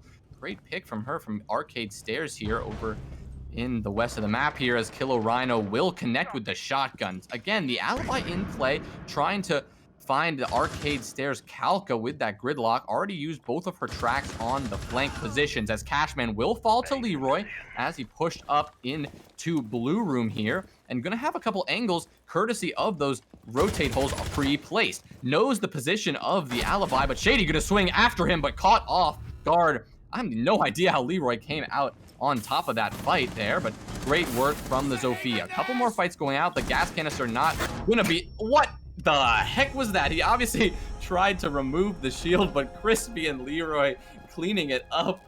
Oh, that's a misclick from the sledge. Excuse me, from the smoke. He tried to remove the gas canister, but in that moment, instead, the same button will remove the deployable shield from in front of his face, removing his cover. That's an interesting way to end the round for sure. Hey, I'm not over by those stacks over there. I'm right behind here. Yeah, you see me? You can't see me yet? Hold up, I got you. Let me put this on down, okay? That was... So he tried picking the smoke canister back up, but if you throw a smoke canister onto a shield, and you try picking it up, and that happens to be your shield, guess what? You take the shield down and not pick up the smoke canister. Not to mention, he would have been dead regardless, because you actually had an attacker sprint on into the site, but he was too fixated on getting the smoke back, so kind of just ran on him and just got mowed down. But oh god, that was a hilarious moment. Honestly, Liberty, they're able to throw things on back. This has been so far a very successful split they've had themselves so far, with a 3-1 scoreline while attacking on a theme park. That's merely unheard of. I don't know about you, but I haven't ever seen this map ever been won an attack more than 2 rounds, so they definitely got something lined up for them. Yeah, absolutely. So far, San Diego State looking a bit disjointed on the defense. The pushes are not very complex from Liberty. They're just sending it into sight from the same direction, getting early picks. But San Diego State has been caught off guard. Surprisingly, I gotta say. We're gonna head over to bunks this time on the second floor as we see the castle come out from Dark Eagle. No longer are we gonna see Shady take up the alibi. Gonna elect to bring those ADSs from Jaeger this time instead. Often we'll see attackers here try to pressure Cafe and force the defense out of there, but because it's such a strong position, we see defenders taking up a position in there as Mute will try to work that info denial. But rather, coming in from the southeast side, 3 of the attackers are going to work their way up to the roof and open those hatches and work their way into sight this way instead. Well, try to set themselves up for the east side clear as we go back to bunk daycare. Does appear to be the same extended setup that they had previously. The question is can they emulate its success, considering that they lost office control rather early, but were somehow able to miraculously hold on to initiation. But honestly, you know what, Shady, we've seen you swing on this before. It didn't pan out for you the first time. Doesn't look like it's panning out for you now. You got 50 HP left on you. You will have to use it wisely, okay? He's absolutely getting surprisingly aggressive. You are right, it did not work last time, as he did fall to the Leroy on the Zofia, but on the last round we saw him do this. Leroy right now with the 7-2, looking like the top frag for the Liberty attack right now. Looking very impressive, rocking the Zofia round after round. Right now going to be snaking his way into Cash, going to pressure onto the bathroom and try to catch any defenders off guard from there. A lot of soft destruction coming in from the defense, going to open up a lot of rotates. We will see Jam and fall as Calca across the map will take him down. The gridlock proving effective there, and Leroy going to use this as Cashman now going to fall on the hands of Yiddle, who's working his way in the control room. Crispy will find another, and just like that, it's a 2v5. Shady sensing he needs to do something ridiculous now, going to get very aggressive, but it's not going to pay off, and now in an impossible situation, the 1v5 Killer Rhino left to do all the work on his own, but not a chance. Calca gonna just dome him, and Liberty, a flawless round, just looking so good right now. Felt like a stack of dominoes on a pool table. Honestly, they got nothing going for them at that round. They just tacked on frag after frag after frag, and you know, this looks like, I'm not gonna lie, it looks like going from last map to this map, not only do we have 2 different teams playing, but they look like 2 different leagues that are playing. This isn't Collegiate Rainbow Six anymore, okay? We got the boys that are coming on up in here, okay? They are like, hey, we didn't appreciate how Oregon went. We're trying to tag it on back. We want to see map 3. We want to see Cafe Dostoyevsky. We want to get over there. And, you know, they've truly made a statement right here. Honestly, Yiddle, you know, he was tacking on numbers last game, but who has truly Defenders caught my protect the attention bombs this being game, defused and it by was just been attackers. just absolutely just slaughtering everyone. It's been Leroy. I mean, he's been able to find himself on in, Kalka as well, being able to find himself with those ever so impactful frags. And it's just being tacked on and being complemented by Crispy. Just overall beautiful Attackers siege coming out of discovered the Liberty. location of a bomb. Just incredible, like you're saying. I mean, San Diego State hasn't been able to put up almost any numbers. I mean, we're going to see 8 combined kills coming out from Killer and Cashman, and a couple of stragglers coming out from Jammin and Shady. But overall, they're 10 really going to seconds need to left. pick this one up. I mean, 4-2 when you're on the defense going into 5 seconds your left attacking before half, insertion. that is never the way you want to sit on Theme Park, especially of all maps, Attackers' objective knowing how is to defuse the defensive bomb. sided it is. But you never know. I mean, they could come out with some god tier strats and take offense just like Liberty is. But just like we saw in Oregon, it's just coming down to some aggressive takes, finding out you know, where those defender positions, sussing them out of there, and just being absolutely ruthless and decisive with those pushes. Even bringing the castle barricades, those alibi holograms. Not able to slow the push down thus far. That round was over in a minute and a half, it seemed. And this one, gonna, you know, probably take a similar structure. We were talking about how we wanted to align ourselves with the time. You know, like maybe you get a minute, I get a minute. But these rounds are literally over in 30 seconds. You just see frag after frag coming in, and it's definitely a spicy showcasing if I've ever seen one. This fast clear again is going to come out from Liberty. Ooh, almost tagging the head off the bandit just through the wall right there. Seeing if Cashman can delay this onslaught onto Sliders. Well, let's get Dark Eagle on the room, who hasn't quite made his mark yet, but you know who will make its mark? That's going to be Shady. Tagging the IQ off the boards. That's going to be a great pick right there. Oh, and some other shots being tied on into the Cali. Nearly gets his head taken on up, but he's able to dodge and weave the situation right there. Also being complimented with the Jaeger, who's just patiently waiting. He's got his positioning down, set on, and seeing if he can play the swing when his opportunity is set in stone. But swings on in too late, though. Cashman choosing to take some gunfights with the Bents that they have forfeited office control, but no one pushing up through red. Cashman might be able to make a play right here, but oh, the double crossfire comes on now. That's going to be Leroy tagging him on down. So we find ourselves in a 4-on-4. 1 minute and 20 seconds left on the clock. Office heavily in the favor of the offensive lineup, as well as they found themselves forfeiting and now playing the fall off as they choose drop on back towards Arcade.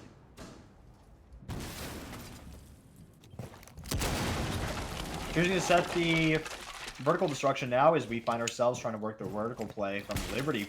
Seeing if they can tag things on into side and create an opening. Currently, they do have an ace who still has some stuff going for him as he can potentially get the wall tagged on open. However, got no flank set up and potentially McBride coming out if he chooses to push down the yellow stairs. 40 seconds left, not much time to drone. You're going to have to start seeing if you can get an opening now from here. Looks to be some aggression coming out from the pulse, or the castle rather, and it's going to pan off as he's able to find one.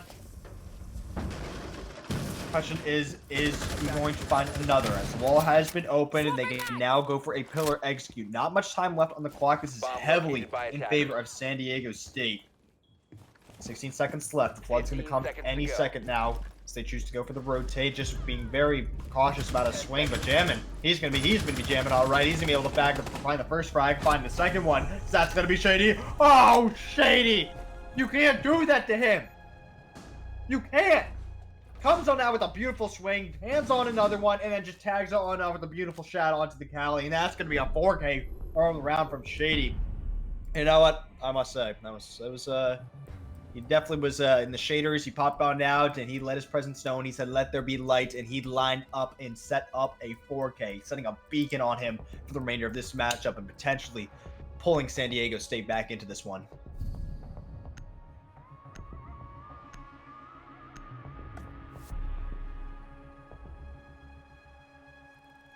So we find ourselves heading on over to our next half as we switch sides on over, choosing to drop that Nomad in favor of Zofia, which would be arguably favorable considering you do have the Smoke and Wamai. You know, they got their duos, they got their shields, they're going to be popping on in with those, and with no other soft destruction or, I guess, projectile destruction, it's definitely going to be favorable to tack one on in. Attackers need to locate and defuse bombs.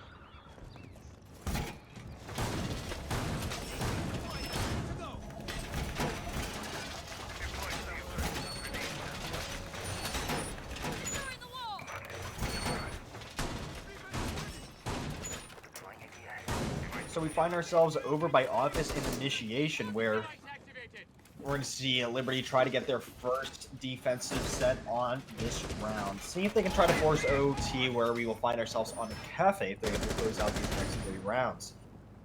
10 seconds. Absolutely Search. here. They're going to need to really put on a show here as San Diego. I mean, 5 seconds. they're going to have to left. come up with some very strong attack as Liberty with 4-2 advantage going into round 7 here. Sorry about that, Hunter. I cut you off there. No, it's all good. Trust me, my voice is it's feeling like an uncooked sausage right now. I just elongated myself for an extended period of time, but we're all good. We're back. We have some technical difficulties on our end. We do apologize for that, but we're getting back on in this one. We're here to spectate this beautiful matchup. And lined up like a conga line being set up at a party. You know, one of those like parties that's like, you know, you have a bunch of like 30 to 40-year-old people there, and they all set up in the conga line for no particular reason whatsoever. Yeah, that's what they have on Cafe Spirits right now. But oh, Calca's he's tagged up. That's what you get, Cash Man. You were supposed to be lined up with the conga line. Come on, man. He's gonna get tagged on now. They said no one cannot be in the conga line. They got to be over by Cafe side. So they're gonna see them set themselves on in, see if they can potentially get the frag to land him on out. But he appears to not be overextending himself, choosing to play the fall off rather, and finding himself back down the arcade stairs. Some pretty stark differences in the lineup that San Diego are choosing to bring here compared to the Liberty attack. We're going to see the Buff in play and the Maverick instead, and bringing that soft destruction abilities. Adding Overwatch.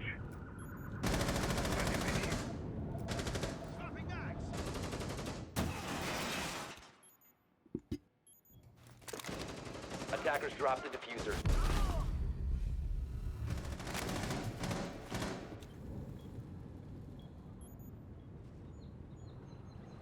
We're trying to settle through some technical difficulties as currently our screens are black, but nonetheless, we will find ourselves with, find ourselves with 3K, but we are currently not in the match. We cannot currently spectate it. We've lost our claim feed. However, we're still gonna try and manage things on out. As we did find ourselves within a 5-on-2 scenario. Honestly, it was just looking in the favor of Liberty, if I'm not mistaken, as I do believe we had Calca tagging the final shot on in, but I might be mistaken about that. We're gonna try and get back on in this, ladies and gentlemen. For now, I would presume that it is a 5-2 scoreline.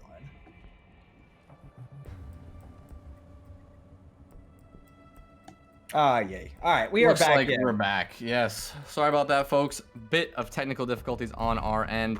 Internet not cooperating tonight, it seems, but great win there from I believe that was Liberty who took that round, and now they're making it a 5-2, proving that they are equally decisive in their performance on defense as they were on attack. You know, heading over to the lab storage site this time. Is Liberty going to elect to do that one instead of the bunk site? I Defenders, believe. protect your bombs from being defused. Yeah, his by roommate cut his attackers. internet cord. He was mad at him for playing ranked at 3 a.m. Yes.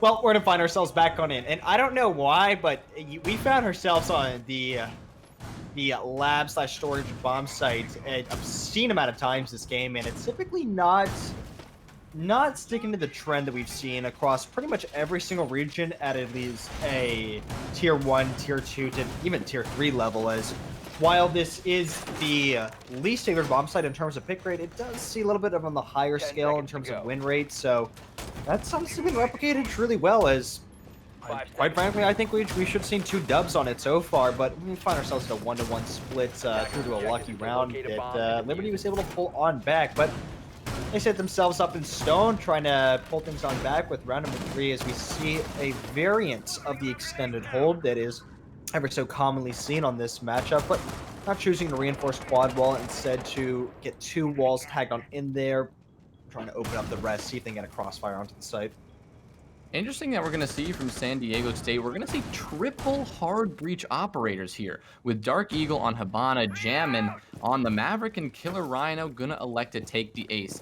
Obviously, Ace recently, he actually got nerfed a little bit, removing the triple Selma detonation, and you're only going to see 2 panels open. So you can get a vault hole, or if you're going to want a sprint hole, you're going to have to use double the Selmas. As now, the wall into Throne Room will be opened up by Killer Rhino using those Selmas as I was talking about, but Yiddle going to try to find a long angle I believe this is using a couple of walls that have been destroyed all the way over into, I believe Dragon is where he was looking. But now going to rotate off into barrel room and going to look for any more attacking presence. Right now, attackers look like they're just going to go to clear out this extended hold as much as possible, as Calca's going to take a couple shots but back off right now. Jammin and Killer Rhino going to have worked their way up into throne room control at this point. Aware of some of the positions of the attackers with those hard pings coming out, know they have to worry about that rotate into barrels. This extended hold, you know, proving that San Diego is going to slow their attack down a bit, as Shady will find one onto Leroy, removing the Jaeger from play. Killer Rhino going to get down to a little bit of HP, down about 75, but that's going to be more than enough for him to handle this. Cashman will find one, and Jammin another onto Yiddle. And already it's a 2v5 with Crispy and Swedish left to do all the work themselves. SMG 11 in hand. The smoke's going to get a bit more aggressive here, try to find anybody pushing up into this storage side. There will be one attacker there, I believe, and the Maestro actually going to get down by a brilliant thrown nade. Crispy throwing out those toxic babes in hopes to delay. We'll see the head of one, but not able to connect. A TK from Jammin onto Cashman with that frag grenade. And Crispy there will find one, but we'll go in towards the rotate, and Shady will close it out. San Diego State taking round 8, and, you know, not quite over yet is what they're trying to tell us right now. Looking like a delicious cereal with that shot right there. It was quite crispy, I'm not going to lie. You know, you got to get a little bit of pun in there, but topping it on off with I'd say, a rather successful attack in round. San Diego State is able to find some stuff back. I mean, you know, it's still a pretty tough task to pull yourself back. Yes, you won one of the weakest bomb sites historically on this map, but you got a bigger test come at you. You got Bunk Daycare coming on up, something that you previously got, if I'm not mistaken, flawless rounded on. So definitely a huge task for San Diego State to find themselves on and see if they can try to tag things on back. Defenders, protect your bombs from being defused. You're really by on it with the attackers. puns tonight, I gotta say. You're hitting them with that crispy pun there, and you already hit us with a jammin' pun. Very impressive stuff from you, I gotta say, Hunter. We will be going in to this 9th round. San Diego looking to come off that strong defensive victory, attacking victory with another one on as we transition to a tougher site, like you were saying, the Bunk and Daycare site. Looks like actually going to reinforce all of this wall facing Cafe. We don't always see that set up, as sometimes we do see the defenders take a position in Cafe, holding behind that table, maybe with a deployable shield in hand. 5 seconds. Bandit Battery is going to go down on the wall facing the east. We're not going to see any nonsense going out towards that east balcony that Leroy continued to display when he was on the defensive, defensive half there. Do you think Dark Eagle's a stat major? You know, he's got a systematic way of going about his frags. You know, by going up with the multiples of +4. Like, I don't know, it's kind of satisfying. Like, he's definitely got a systematic equation going on. Over Wow. there.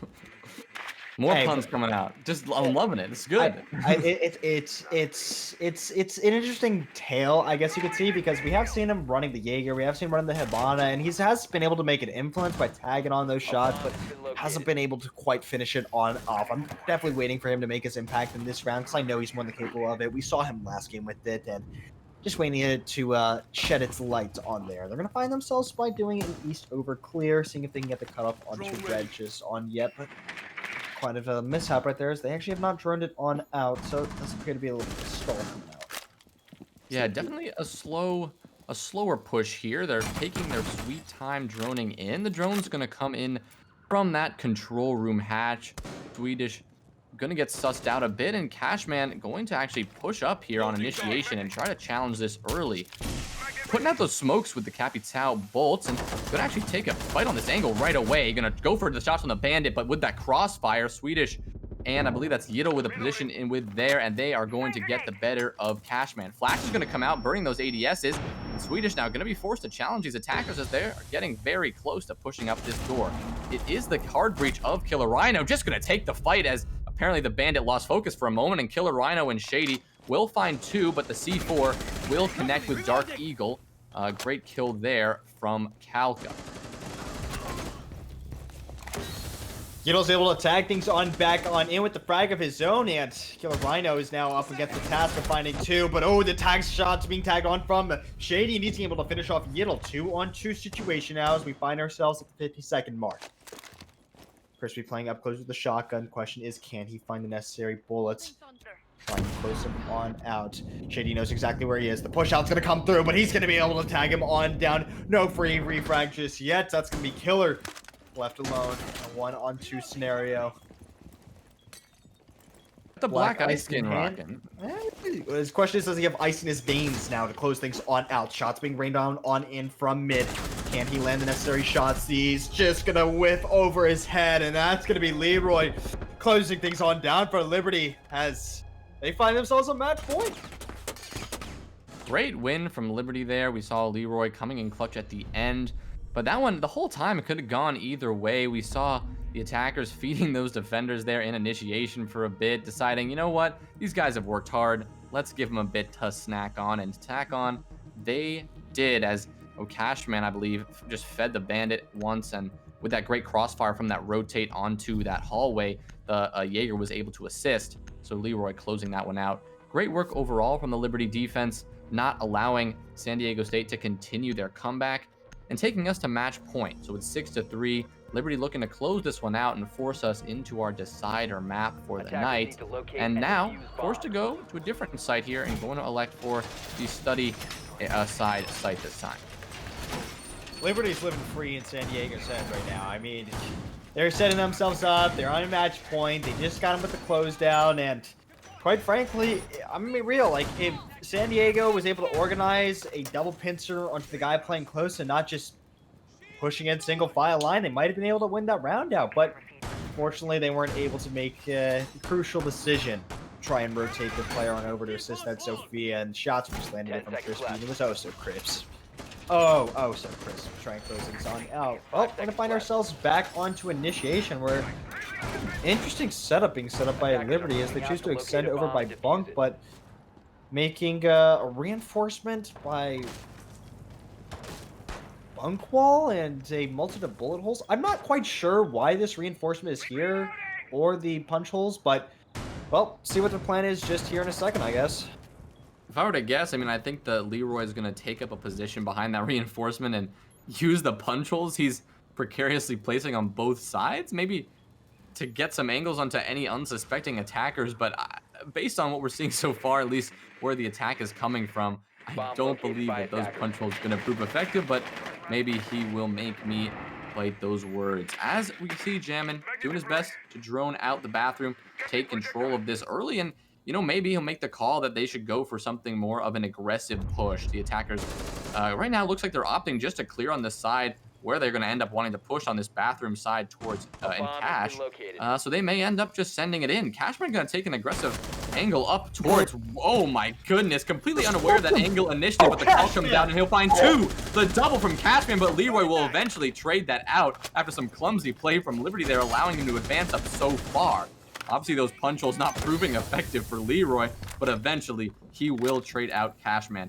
A great flick from Cashman. Definitely going to want to check the Moss files after that one. Taking a fight onto initiation, all of a sudden decided to completely 180 and immediately found the head onto Yiddle. Great work from him. Oh, and that's going to be Jammin topping it off with the cherries. He's able to get the frag on it Crispy, as well as the bomb coming down from San Diego State. Nothing really much the Jaeger can do, and it's all up to Leroy and Calca, two very influential players, but can they set their mark on this round? Jammin's going to say, nah. Welcome to my house. I got the M4, and I'm going to put it in your head. He's going to leave Calca left in a 1-on-4 situation. The drone's going to come on out. No one on the flank. Watch right here. He might be able to get one, but he's going to get spotted on out. Not much to do for now. The shot's going to rain on in from the Sophia, but Shady not going to tag the crucial one right there, and it's actually not going to tag any at all. So he's going to leave Calca left. Oh my goodness! Calca with the ever so crisp headshot onto Dark Eagle. But it's not looking too good. He's left alone and not enough time to defuse. Not enough time to really do anything for that matter. The sprint's going to come on in, and the shot's going to rain on down. San Diego State going to close things on down and bring themselves to their 4th round of this game. Yeah, Liberty here with such an advantage in this round. Going to have a couple of rounds to work with. I mean, what we saw there was a very good push from the from the San Diego attack. I mean, with that, a very aggressive push from Cashman with that cash money flick. Great work from them. Valkyrie, Kalka almost being able to bring it back after finding two with one very impressive flick. But in the end, a hopeless situation, not going to end up bearing much fruit. So we will see another defensive attempt from Liberty in the same site, the initiation and the office site. And we're going to see if they change anything up after that push from Cashman was so successful. Maybe they'll, try to slow them down a bit, be Attackers more need to aggressive locate with and their defuse own bombs. peaks. But I gotta say, impressive attack from San Diego. All right, I'm back. Sorry, I was checking the boss files for Cashman. Turns out that he's just better than everyone. Honestly, he just made his way on in. He's like, you know what? I know I'm not at the entry. I know I'm on the Capitao, but I'm the captain now. I'm taking control of this ship. I'm gonna get a 1 and a 2, and I'm gonna try and switch a room. But he wasn't able to land the final one that was necessary. Honestly, like, it's been rough for San Diego. They got the idea down in mind, okay? They got exactly what they want to do. They're trying to been able to implicate it, and quite frankly, I don't think the scoreline is true representation of how this match has panned out. If it comes down to just strategic positioning, San Diego State looks like they can win this on back, but the sheer power and thoroughness of the way that Liberty has played themselves and played off each other has truly been showcased. You see Kalka, Leroy, Yiddle all playing off each other. Crispy's been having his moments, as well as Swedish, honestly. Like, all of them have really just been impactful. And right now we're missing that from San Diego State. Seeing if they can go set themselves up for an east side overclear, as they've done ever so smoothly these past couple rounds. As we're going to see Cashman see if he can eventually get another entry pick, setting himself over by Bathroom and eventually catching someone off guard crossing. Does he see the head note is the question. Twin looks like it's going to come out from the Wamai, but it's not going to be landed down on in Wamai. You got to shoot back, bro. You can't run. Oh, Yiddle's going to get caught off guard.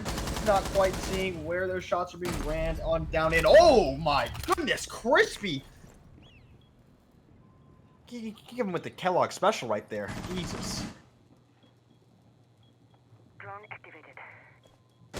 Oh, Jammin. Yeah.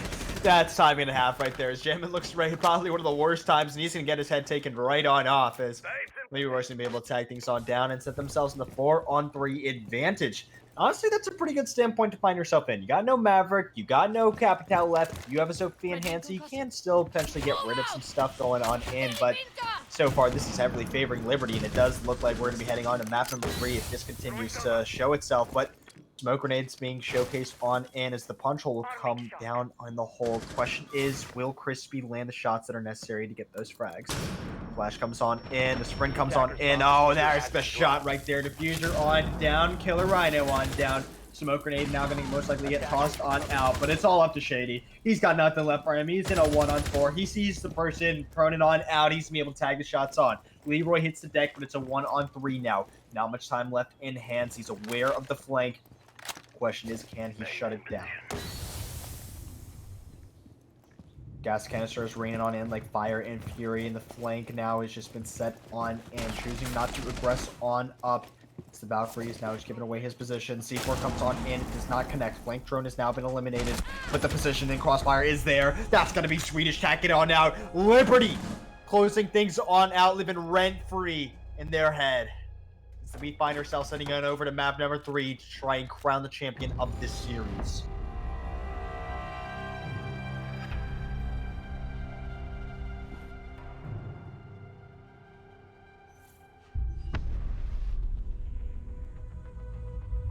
Honestly, that was a really good showcasing, not only from Kalka but Leroy as well, stepping things on up. They saw Yiddle, he was pulling things on in. He wasn't able to try and get that influence that was necessary from his teammates, but they show it this time around, and it was ever so impactful as they're able to get that round on in. They got round after round after round. And one thing that really showcased and outlined themselves throughout that match? Consistency. They were able to get things on in. They were playing off each other, and they were working really, really well. But don't go anywhere, ladies and gentlemen. We got map number 3 coming right up. Cafe Dostoevsky. See you on in after this break.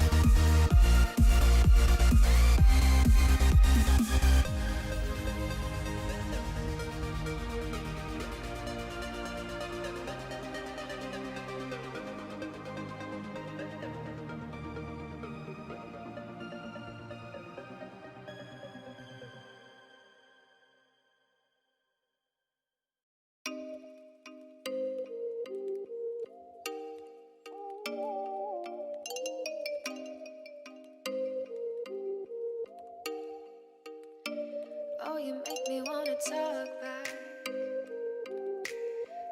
back to you. Say it like that. If I hate you, then find someone new. Baby, but you know I never will.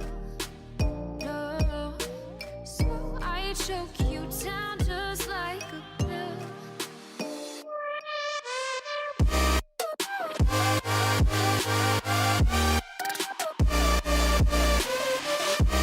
Oh yeah,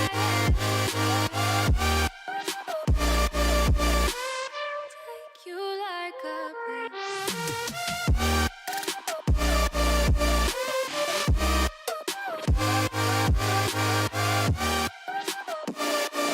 Am I fill you like a pill to get my fill.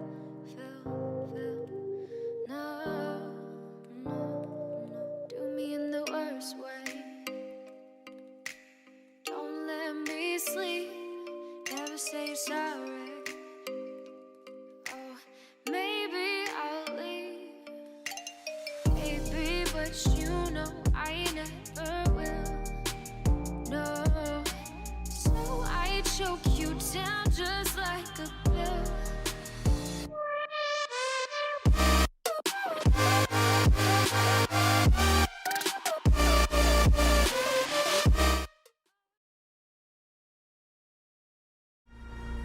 Ladies and gentlemen, welcome back.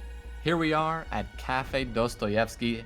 Excited here for this decider map. We had two back-to-back very impressive showings from both San Diego State on Oregon and Liberty University on Theme Park. Both teams looking dominant in their own right on their own map selection. But now on the decider map, this could absolutely go either way here. And Hunter, I am absolutely excited to see the way this one's going to play out. You know, it's quite interesting with these two teams, okay? They have two completely different play styles. You got one that is more positional favored, taking every advantage they seek out, and one that's all about just running and gunning. They get on in, they're up in their face, it's personal for them, right? They got to make sure they got a standpoint setting on out. Montaigne, it's not going to see the light of day as his reign of terror that was set upon in map 1 has been well read out by Liberty, and they have not forgotten just on yet. However, Lucy, well, we're just not going to see her all night, and it's no surprise whatsoever, as you know, it's not a very fun person to deal with, shall we say.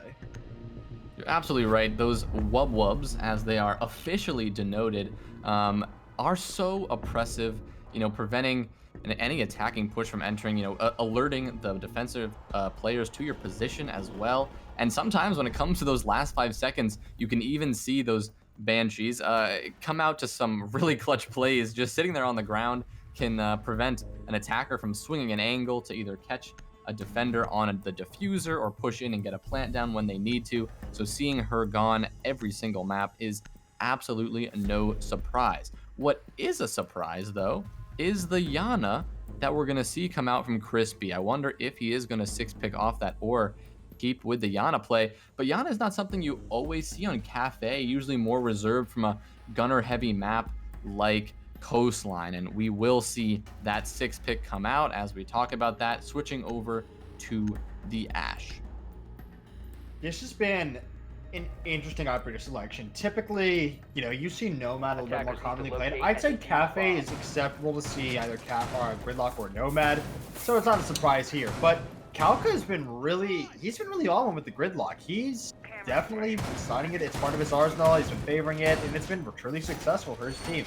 However, one thing that we haven't noticed, or haven't touched on yet, is the lack of Sledge throughout this entire matchup. I believe this is the first time he's actually getting played, which is kind of shocking to hear because he has almost 100% pick rate in this meta for most teams.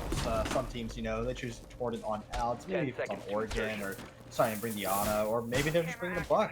Who knows? 5 seconds But left before no insertion. soft destruction has been used by either one of these teams, so Cafe's gonna be the first map where that's Attackers being are brought to moving out light. So locate a bomb and defuse it. see if any success will be brought on in front of those. The question we find ourselves is they guys to go downstairs to reading mining, where they will try to set up their onslaught. Yeah, San Diego State seem to be, when they get their defensive side, they're going with the they're going with the some more surprising site pick actually. On that first map, electing to go kitchen dining first, and this one going reading and dining first, which is more commonly, the third preferred site. Obviously, trying to throw, Liberty off guard a little bit here. Right now, we will see them taking control of the top floor. Vertical play is so important to this site, and so the defense will devote a good amount of utility to holding upstairs in piano, I believe. Some reinforcements going out on that piano freezer wall. And right now, the priority for the Liberty attack is going to be able to get as much pressure on this top floor as possible and clear out those top floor defenders. This is going to allow them to open some vertical angles onto the defenders in reading room and possibly even drop down the hatch later in the round and get some cover down at least for their attackers who maybe push in from the pillar side. We will see the IQ here getting pretty aggressive. Yiddle going to push up into piano. Nobody playing on Pixel right now from the defense. That's a very strong position over in that corner by the top of White Hall. So commonly held by the defense when they hold upstairs. Shady, though, will be taking up a position in the freezer, trying to delay as much time as possible, and he will be supported by Jammin, who's playing the Legion. Those boom mines going to be placed around to alert the defense of any push coming in from the attackers. We can see those Z pings coming out, that 3 ping alerting the presence of one. Kalka, though, finding Dark Eagle as Yiddle will get another, but the trade come out from Shady. Swedish going to find one onto Shady as well after that trade went down. So already it's a 3v2 as Yiddle has been down in favor of the attack. Now with Cashman actually pushing up the stairs for going defending site. Alda in hand, gonna spray as much as he can, holding down left click. Will find 2, but not able to secure it as Swedish will get 1 and Leroy the other, finding Killer Rhino. And Liberty, the attack, looking very strong, and they will take round number 1.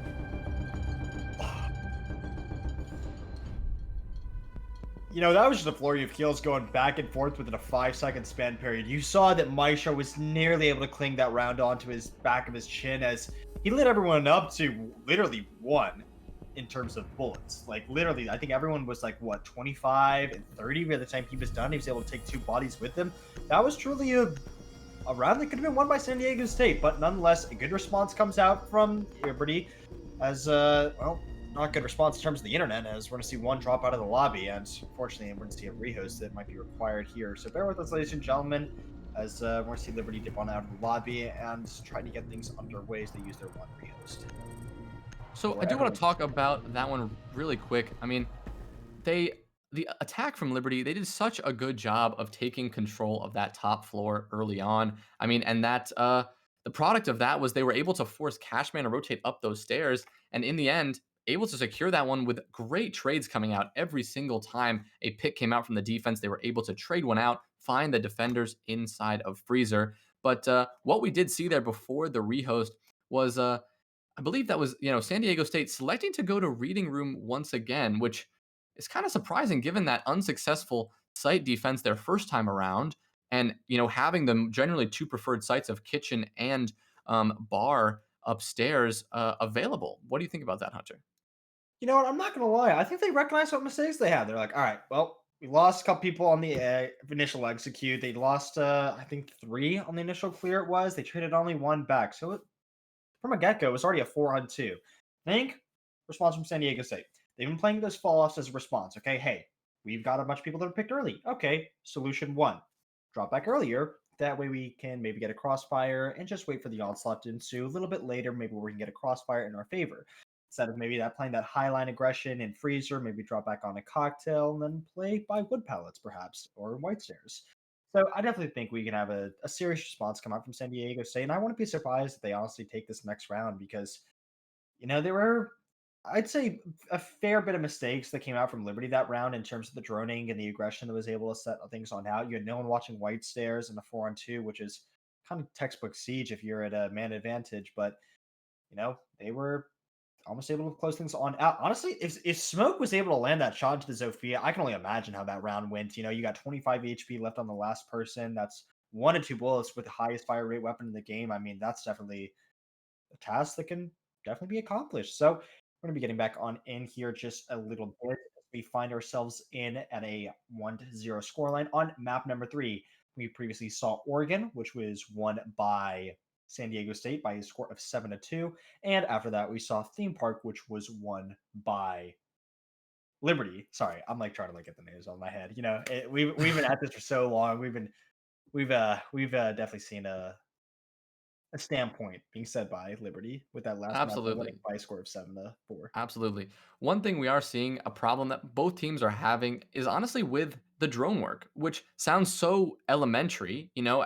Everyone at a competitive level needs to get the drone work down, clearing out those corners, checking every single spot. And when you drone ahead of your teammate, as we so common see, their life is in your hands. You have to check every single corner, but sometimes we're seeing those mistakes come out from both teams where they're not getting the great coordination going, then the comms aren't coming out cleanly, and so the defenders holding some really good, strong positions are not going to be sussed out by the attack, and they're going to get some free kills. And we've seen this on all three maps, even in this first round, like you talked about. So I believe we should be underway shortly here. All right, we'll get going soon. But I am interested to see if San Diego State do elect to go to the same site, or in this gap that this timeout, I guess, that has been allotted, maybe they'll decide to change it up a little bit. They have the opportunity to go to those other sites, so why not if they're going to be stronger? So, Hunter, I guess I want to ask you, do you have any more cereal puns queued up for us on this one? Look, I got Kellogg's in the back, bro. Like I can't whip out anymore. I mean, Christy. I mean, he's been doing some serious numbers. All right, like he's looking like a serial killer out there. I mean, he's been definitely looking pretty good. But we're gonna be getting back on into our matchup as we find ourselves back on Cafe, ladies and gentlemen, as we load on in round number 2, our final map here, San Diego State, Liberty. Yes, let's get into this one. Obviously, very excited to see the choice of San Diego State site choice here. It does appear they will be electing to go to the same one. The Valkyrie coming out, as well as the Mute, the king of info denial, as they say. Sometimes we'll even see a Mute and Mozzie combo, which can really be just absolutely lethal in terms of drones, at least, preventing those drones from getting into sight and denying that info. We've seen Mute played all over all three maps. That could be maybe a little bit of the reason the drone work has been so poor from both teams, but I'm not going to give Mute that much credit. He doesn't have infinite Mute capabilities, only able to place down 4 jammers. So the Ash here, we see 6 pick off from Yido, changing to the IQ instead. But one thing that we've seen consistently every single round, Kalka has brought the gridlock. And I cannot say I support this decision, but on some of the maps it does seem that he has proven his prowess with those tracks and that, good smoke grenades in hand, I suppose. Hey, he's been putting up numbers with the gridlock, and honestly, if it works, do it. That's all you gotta do. It's quite as simple as that, and if you're putting up numbers with something, why change it? If we're working out, you don't need to revise the game plan. One thing that I would like to see a little bit revised, though, a little bit more structure to the attack, right?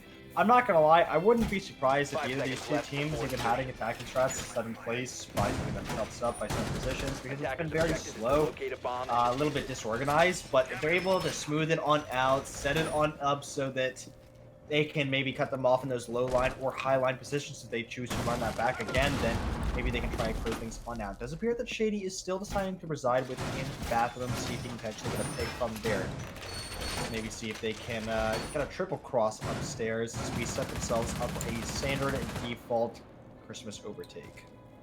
Right now, one change that I've noticed Shady and their team has made here, he's actually going to place a reinforcement in front of him on that rotate in between freezer and bathroom. Last time he actually had that open, and so he was vulnerable to that doorway. I think they realized that mistake, and that's why Shady was able to be caught out so early. But right now, he's going to aggress on this piano window here, as we see one on the upside down rappel, as the attackers are once again opting for that top-down clear. That's pretty much the only way to take this site. Without the top control, the defenders can just hang out up here for the entire round and get those vertical angles on you, and that is not something you want. It's a defender bearing down on your head with a shotgun in hand when you're trying to get the plant down. So pushing up into piano is the IQ and the gridlock of Yiddle and Kalka, supported by the drone work, and Yiddle will just work her way on up with the G8 in hand. Such a powerful gun. We see the purple attachment skin, obviously the attachment skin of choice for pretty much everyone at this point in the battle pass. And right now, seems that we have 3 operators at least stationed mostly upstairs after Shady deciding to fall back onto the white stairs. They set themselves up for a standard west side overclear as haven't found ourselves with any picks being drawn out on the board. Yidel has been tagged on up. Positions have been forfeited in. The missed shots come out from Shady. That's going to be the first frag on the board. Can Dark Eagle respond? It's the question, though. No, he cannot. And a beautiful clear comes out upstairs. With actually Swedish being able to tag things on back is, again, no one watching the white stairs. And pardon me, it's actually Cashman that actually aggresses on up. The question is, can they cut off this aggression? They decided to peek the vertical holes last time around. Can they find someone lacking? Again, is the question we ask ourselves. 45 seconds left on the clock.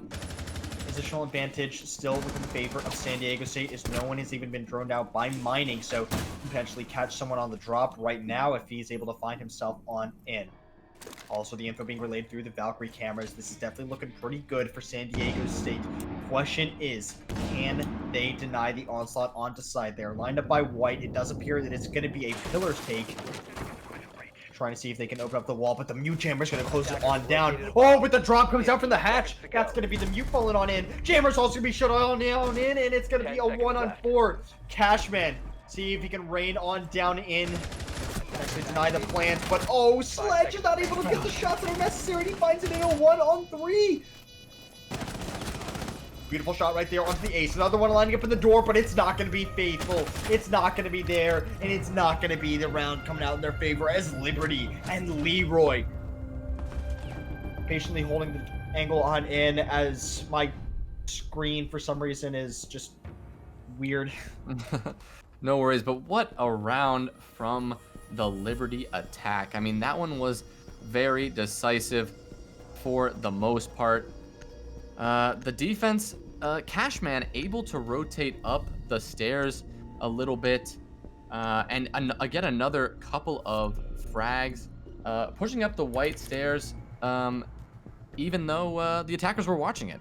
Last time he was able to find 2, and this time also finding 2, one up the white stairs, and another as he rotated back down to site. It looked like there was some possibility that he would be able to clutch that one out, but in a 1v4, even with the advantage that the Alda presents you in pretty much every engagement, in the end, he fell to a good attack. Now, what we just saw there, a very bold 6th pick on to the Yana. Crispy, making those crispy plays throughout the night. This time electing to go with the Yana. It's always an interesting pick to see because of that utility she brings. She does bring 2 frag grenades and that intel gathering ability with those holograms. We will see the mute come out and the vigil come out. That combo, very powerful when it comes to information denial. But Calca, once again, with those tracks in hand on the gridlock, gonna hope to lock down any roam play as we get over to the kitchen site. 10 seconds left. Sorry about that, ladies and gentlemen. My monitor was just flashing like red bars on my screen, so I was barely able to see what happened, but we're back, we're good, and you see Liberty taking the first 2 defensive rounds in their favor. We did see, or attacking rounds rather, as we did see a fight back coming out from San Diego State, but it wasn't nearly enough. Great execute onto the roamers residing upstairs, and from there was just an onslaught onto site. We'll find Cashman deciding to switch off of the supportive Maestro role and see if he can disrupt some things over with the Bomb Vigil. located See by if he can attackers. waste some time upstairs for the fall off. But he gets spotted on out. Decide to rotate back upstairs as no cutoff is in place by the stairs. See if they can then. So it doesn't appear to actually go for a T. This is quite interesting. They might just go for a straight bakery take right here with a standard extension coming out with a shield being implicated in prep, but it doesn't appear anyone's playing on it, and doesn't appear there's any ADSs or utility playing off it either, so Attackers have located a don't bomb. really know the purpose of that. Yeah, Crispy with that hologram gonna work into sight, but get muted actually. That's so powerful as those mute jammers, I guess, when it comes to those holograms. Calca gonna take a bit of damage there, not sure. Oh yeah, from those smoke grenades tossed out by Jammin, but they're not opting for the top-down clear that is often the staple of any attack on this bottom floor. Rather just gonna send it into bakery and I believe put some pressure on the freezer wall as well. We see no real attacking presence all the way on the top floor, rather working their way directly into mining from the AC Valk, or the mining Valk rather. rather than going for that top-down clear. This could put themselves in a precarious position if any defender tries to get a rotate off, but we will see Shady here playing on red stairs, may take an engagement onto the window as the attacker try to pressure that. 3 players now work their way upstairs into mining, going to try to find those vertical angles and use the IQ scanner to take out any gadgets from below. We will see those mute jammers going out, now allowing the attacking drones to get into sight, but the drone utility not looking too good with only a couple of drones remaining, about 5 or 6 in pocket. And so now Swedish going to challenge onto this diffuser, very aggressive in prep. C4 and the breach charge coming out from above, going to force Jammin to rotate out of the prep area, rotate back into kitchen service, and Kalka will find him from this angle over in bakery. Great work from Kalka, but Cashman will secure the follow-up onto Yiddle and take us down to a 4v4 with about 40 seconds remaining. A great nitro cell kill coming out from Killer Rhino onto Swedish, but Kalka again with a follow-up. Good trades coming out so far. Killer Rhino will find one onto Crispy. In a 3v2, it's up to Leroy and Kalka to do the rest of the work to find all 3 remaining defenders. With 23 seconds, Kalka does have sight control and the diffuser in hand. Will find the back of one and secure the triple kill on for the ace potentially, as Cashman will challenge and win the fight. So Kalka will fall after the triple kill, and there we go. Shady onto Leroy from the red stairs. That was a back and forth round, but San Diego State pulling through in the end. Great play from Leroy and Cashman there on the flank to secure that one for San Diego State.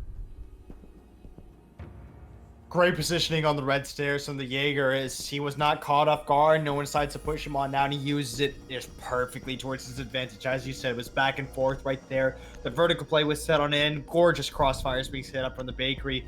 But at the end of the day, they just could not deal with the crossfires being set up from Codes and just the aggressive and sheer will of Cashman residing within the double door, being able to close things on out right there. And San Diego State fighting back and landing their first round of this final map. So we're going to see an interesting 6-pick as deciding to hop off the Pulse in favor of a Clash, which putting Cashman on the Clash is it's not something I expected, to be honest. You know, if you're going to slap anyone on the Clash, you know, relay info, definitely don't want your top fragger to be on there, most likely, but nevertheless, they're going to decide to reside him on there and see if he can make a standpoint for them and try to close things on back in. Yeah, I gotta say, personally, I always hate to see a Clash on the board. You know, playing Siege myself, you go against a Clash, you really just hate every second of it. You're constantly being slowed by those electric zappers going out in your face, and that shield can be so obnoxious to deal with. I would have expected to see Shady on that, knowing he played Monty so well on that first map. But now we will see the San Diego defense go upstairs towards Bar and Cocktail. Right now, we don't have anyone set up at the pixel angle, but I do believe Wamai will eventually get his shield over there and place those magnets throughout the piano room. I am interested to see what Dark Eagle does here. Getting in the last few seconds, if the attackers are aware of this late setup, they could get a bit aggressive with it. But we do see him preparing that pixel angle, setting up that deployable shield. Now, what is a great, what is a key for any important piano hold is this pixel angle. This deployable shield, and with those magnets from the Wamai, maybe assisted by an ADS or 2 that Shady could contribute, this angle, so brutal to deal with on attack, having to devote so much time and so much utility. Dark Eagle's goal here is going to be hold that pixel shield for as long as he can, because if he can hold that until we get, you know, to 45 seconds remaining in the round, even less, that is a very good sign for a successful defense. The attackers will have to get very aggressive onto New Balk, and then Dark Eagle will be able to find some picks from there. So right now, attackers gearing up to clear out this piano room, getting on to the roof and opening up those hatches onto New Balk and onto Red Stairs.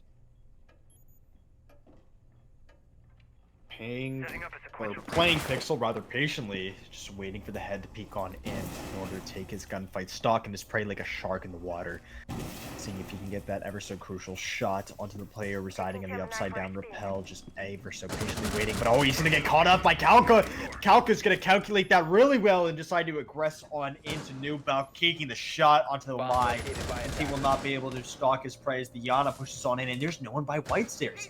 They might honestly be able to push up right here and get something going unless Cashman's able to set himself in play. But Kalka, he's able to take down Shady. We find ourselves with a 3-on-2 and positional advantage heavily not favoring anywhere near. Oh no! Ever just so ill-minded decision coming out from the Clash to try and extend himself there, and it does appear we're gonna have a flood on the side as they try to plant by trash can. Offense now being set up on the defense as they're most likely to find themselves in a poke plant scenario as Jammin is not able to deny it whatsoever. Killer has something to say about that, but not before he gets traded by Leroy.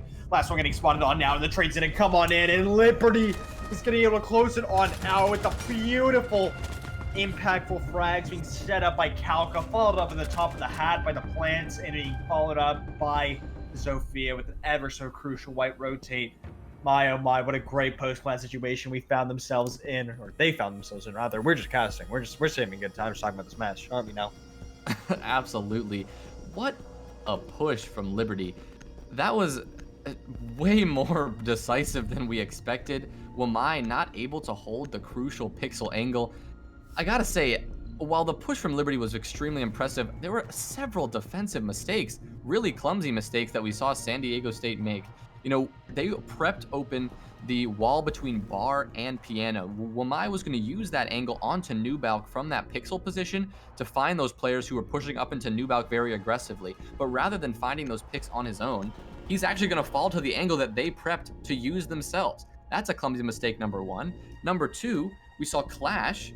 The Clash pick, we questioned the legitimacy of that throughout this round, but when Clash pushed up onto the piano door, knowing there were 3 attackers in there because the calls went out after the kills came out in there, gonna challenge the angle with the SMG in hand. You know, I guess trying to go for some god tier play to bring the round back, but that's not what the team needed right there. They needed information because with 2 or 3 defenders remaining and all of the attackers gearing up in piano side, just sticking up with an SMG, knowing there's so many attackers there, it's not going to work out, and it did not work out.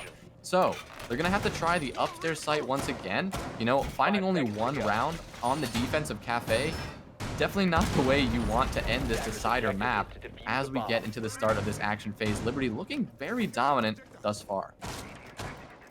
Clash went from no running in the hall to don't get anywhere near my hall.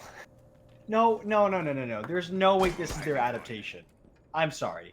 Instead of maybe reinforcing off the panel or maybe not opening the wall on the left-hand side, they decide to tilt the shield so that it can't be effective, like, whatsoever, unless you tuck in this corner. Kalka's gonna be able to find a beautiful shot onto Cashman. He tries to get overly aggressive by White Saracen. That's honestly not an influential pick. I don't know what is. Taking the lesion off ever so early, it's definitely something you want to set yourselves in. And you know what? I'm not going to lie. Maybe this is where the cookie crumbles right here. You got nothing going for you other than the fact that maybe you can hold this position for an extended period of time. But so far, Shady and Eagle have not been able to just defy this onslaught that Liberty has just provided every single round. Yeah, San Diego clearly, you can tell they feel that they're on the back foot throughout this. They, you know, having Cashman take such an aggressive peek that is so common in all levels of Siege. From bronze up to champion, you will see that angle played. And so Cashman decides to, you know, get something going for his team, get an early pick, but that's going to backfire in the biggest way. Those goo mines now not able to recharge and go down, you know, throughout that round. We will see the hologram that Yana's going to deploy, push all the way up into Pixel, almost giving Shady a little kiss there, but he will take out the hologram and now have to deal with good attacker presence now pushing up into Cigar and trying to pressure on into Piano. Like you said, this adaptation, we're going to see how it works out in a couple seconds, but now he no longer has the cover he needs from that, you know, top of red stairs piano push. So as such, he will back off into the bathroom right now. Flashes are going to come out and the attackers are already mounting for a push onto site. Toxic Babe's going to come out from the smoke and attempt to delay. Kalka there senses there's a camera around as Crispy will find a great headshot onto Dark Eagle. Shady forced to rotate back to Whitehall and take up a position in Freezer behind this shield. Swedish now going to use that AK-12 and that black eye skin in hand. Going to try to just pepper some shots down into that bar. Nobody's playing behind there right now, but Kalka going to come around from Nubalk. and hopes to find that player. Shady, though, will get one onto Yiddle. And hopes not completely over for the defense is jamming, though. Dropped to about 1 HP. Shady going for a flank, trying to find the player on Nubal. He will. That's the double kill. That's the triple kill, but he will fall. Leroy there will get the refrag, and now it's a 2v2. Swedish, though, will fall, but Leroy getting the follow-up. Okay, it's a 1v1, and just like that, it's up to Leroy and up to Killer Rhino with 15 seconds left. Without the diffuser in hand, though, Leroy picks up the diffuser. Gonna fall is Swedish, and now Killer Rhino. Gonna use that Evil Eye to finish him off. Can he do all the damage? Yes, but no. Okay, the diffuser will go down. Evil Eye will be eliminated, and now it's up to Killer Rhino. What a switch around there. Leroy, full health is the only way he was gonna be able to survive that, and full health he was. And now, Hard Ping is going out. They do have the Val cams, they do have the intel. So now, Killer Rhino having to do this retake. Gonna push around into Piano, pressure on a Cigar, swinging this angle, will get the advantage, and yes! There's the double kill from Killer, and he will secure the round. What a round from San Diego. That was back and forth the entire time, but Killer Rhino going to clutch that one out. Disable the bomb diffuser. They were in guns blazing on both sides with a multitude of impressive plays coming out from both sides. But at the end of the day, there was just a beautiful tack on from Shady, getting that 3K and just squeezing it on out in the end. They weren't able to do much from there, and it left in a one-on-one scenario, as well as just perfectly playing the Evil Eye, tagging on the shots that were necessary, going through the rotation in Freezer, and then catching him and side-blinding him in the side before he just forklifted him into oblivion. Able to get the defuse at the end, and that's a way to settle things on down and as we find ourselves almost in a tie game. It's all 3-2. Yeah, San Diego State doing a good job bringing this one back, and if they win this one, it's anyone's game going into the second half. I mean, the Liberty attacking squad continuing the very aggressive pushes, not really bothering to drone out anywhere. You know, those Yana holograms are coming into use a little bit, but they're really just sending it into sight, and albeit very effective the previous round, not gonna work on that one. So we're gonna see San Diego rotate down towards Kitchen, and we will see what they elect for their setup this time. Vertical play, like we've spoken before, so essential to this one. We will see some interesting reinforcement go down in that wall between Kitchen and Service, I believe, and a couple of rotates and a couple of openings coming out with those shotgun pellets. So right now, getting into this action phase, similar setup as before with this site in prep, but I believe we're going to get maybe some vertical play from the defense this time. Shady thinking about getting more aggressive outside this main door. I believe we're missing one defender here, possibly playing upstairs. Yes, that's going to be Cashman on the roam, opening up some rotates with those impact grenades. Setting themselves up, try and get anyone out by the main lobby, but no crucial shots will land on either side as they're just gonna swiggle on by and evade the shots that are going on in. As this is interesting. I know they were drawn by tables, but I don't think anyone's over by VIP, so I think they're just shooting just to shoot right now, see if anyone's over there, but they're gonna drone it on out, see if maybe they can go for an early white execute as we see 3 players stacked on up by there. With Killer also residing by Whiskey Bar, he might be able to thwart out anyone within that position as Cash sneaks on by White, so potentially getting a pick or two if he's able to play his cam correctly right here as the track singers have been set on play. No shots being rained on down in yet as he's going to make his way down on in, see if he can get a frag. But, oh, is he going to get it? Yes, he will. Calca has something to say about that. He's going to check the shots on down to Dark Eagle, and Rhino are going to hit the deck, so yes, he's able to get one frag. It's onto the Yana, but, you know, you've lost your entire team in the process. And, oh, that's going to be an aggressive play from Leroy, followed by a bunch of trades. And the Cash is going to be cut off on the flank, followed by shots being rained on down in. Shady's at 75 in a 1-on-3 scenario. And my, oh my, it's just a fast run if I've ever seen one. Someone coming through Whiskey Bar, but no, the timing is ever so poor. Shady's going to have to rotate back on into sight. IQ pushing into prep to see if he can potentially get the frag onto the Jaeger. He's going to cut him off in the back, and that's going to be Liberty closing out round number 6 and landing this in a 4-2 half. Really making a statement here, saying, hey, may have taken Oregon, but hey, Cafe's all for the taking. We got this, baby. Yeah, what a push there from Liberty. Once again, just completely ignoring map control. Why bother securing map control when you can just shoot the defenders in the face when they're playing on site? And that's exactly what it seems Liberty have done over and over again, both maps. I mean, we did see on Theme Park, they did go a bit slower in terms of the pushes, but never once have they slowed down. Decisive every single time with their pushes. So now switching over to the San Diego State attack, we will see the Jackal pick come out, which is always a great fifth operator to have when you've got your essentials in play. You know, knowing that powerful gun he has and that great gadget to suss out Attackers any need to roamers. locate and defuse as many bombs as they can. Do believe here Liberty opting to go for the top floor on their first defensive site rather than going for something ridiculous like San Diego State keep trying to do, opting to go top, not reading room. I do support this decision here. Very similar lineup in terms of defensive operators that we saw on the San Diego side, opting for the Smoke and the Jaeger, the Wamai, the Valkyrie, and the Legion here.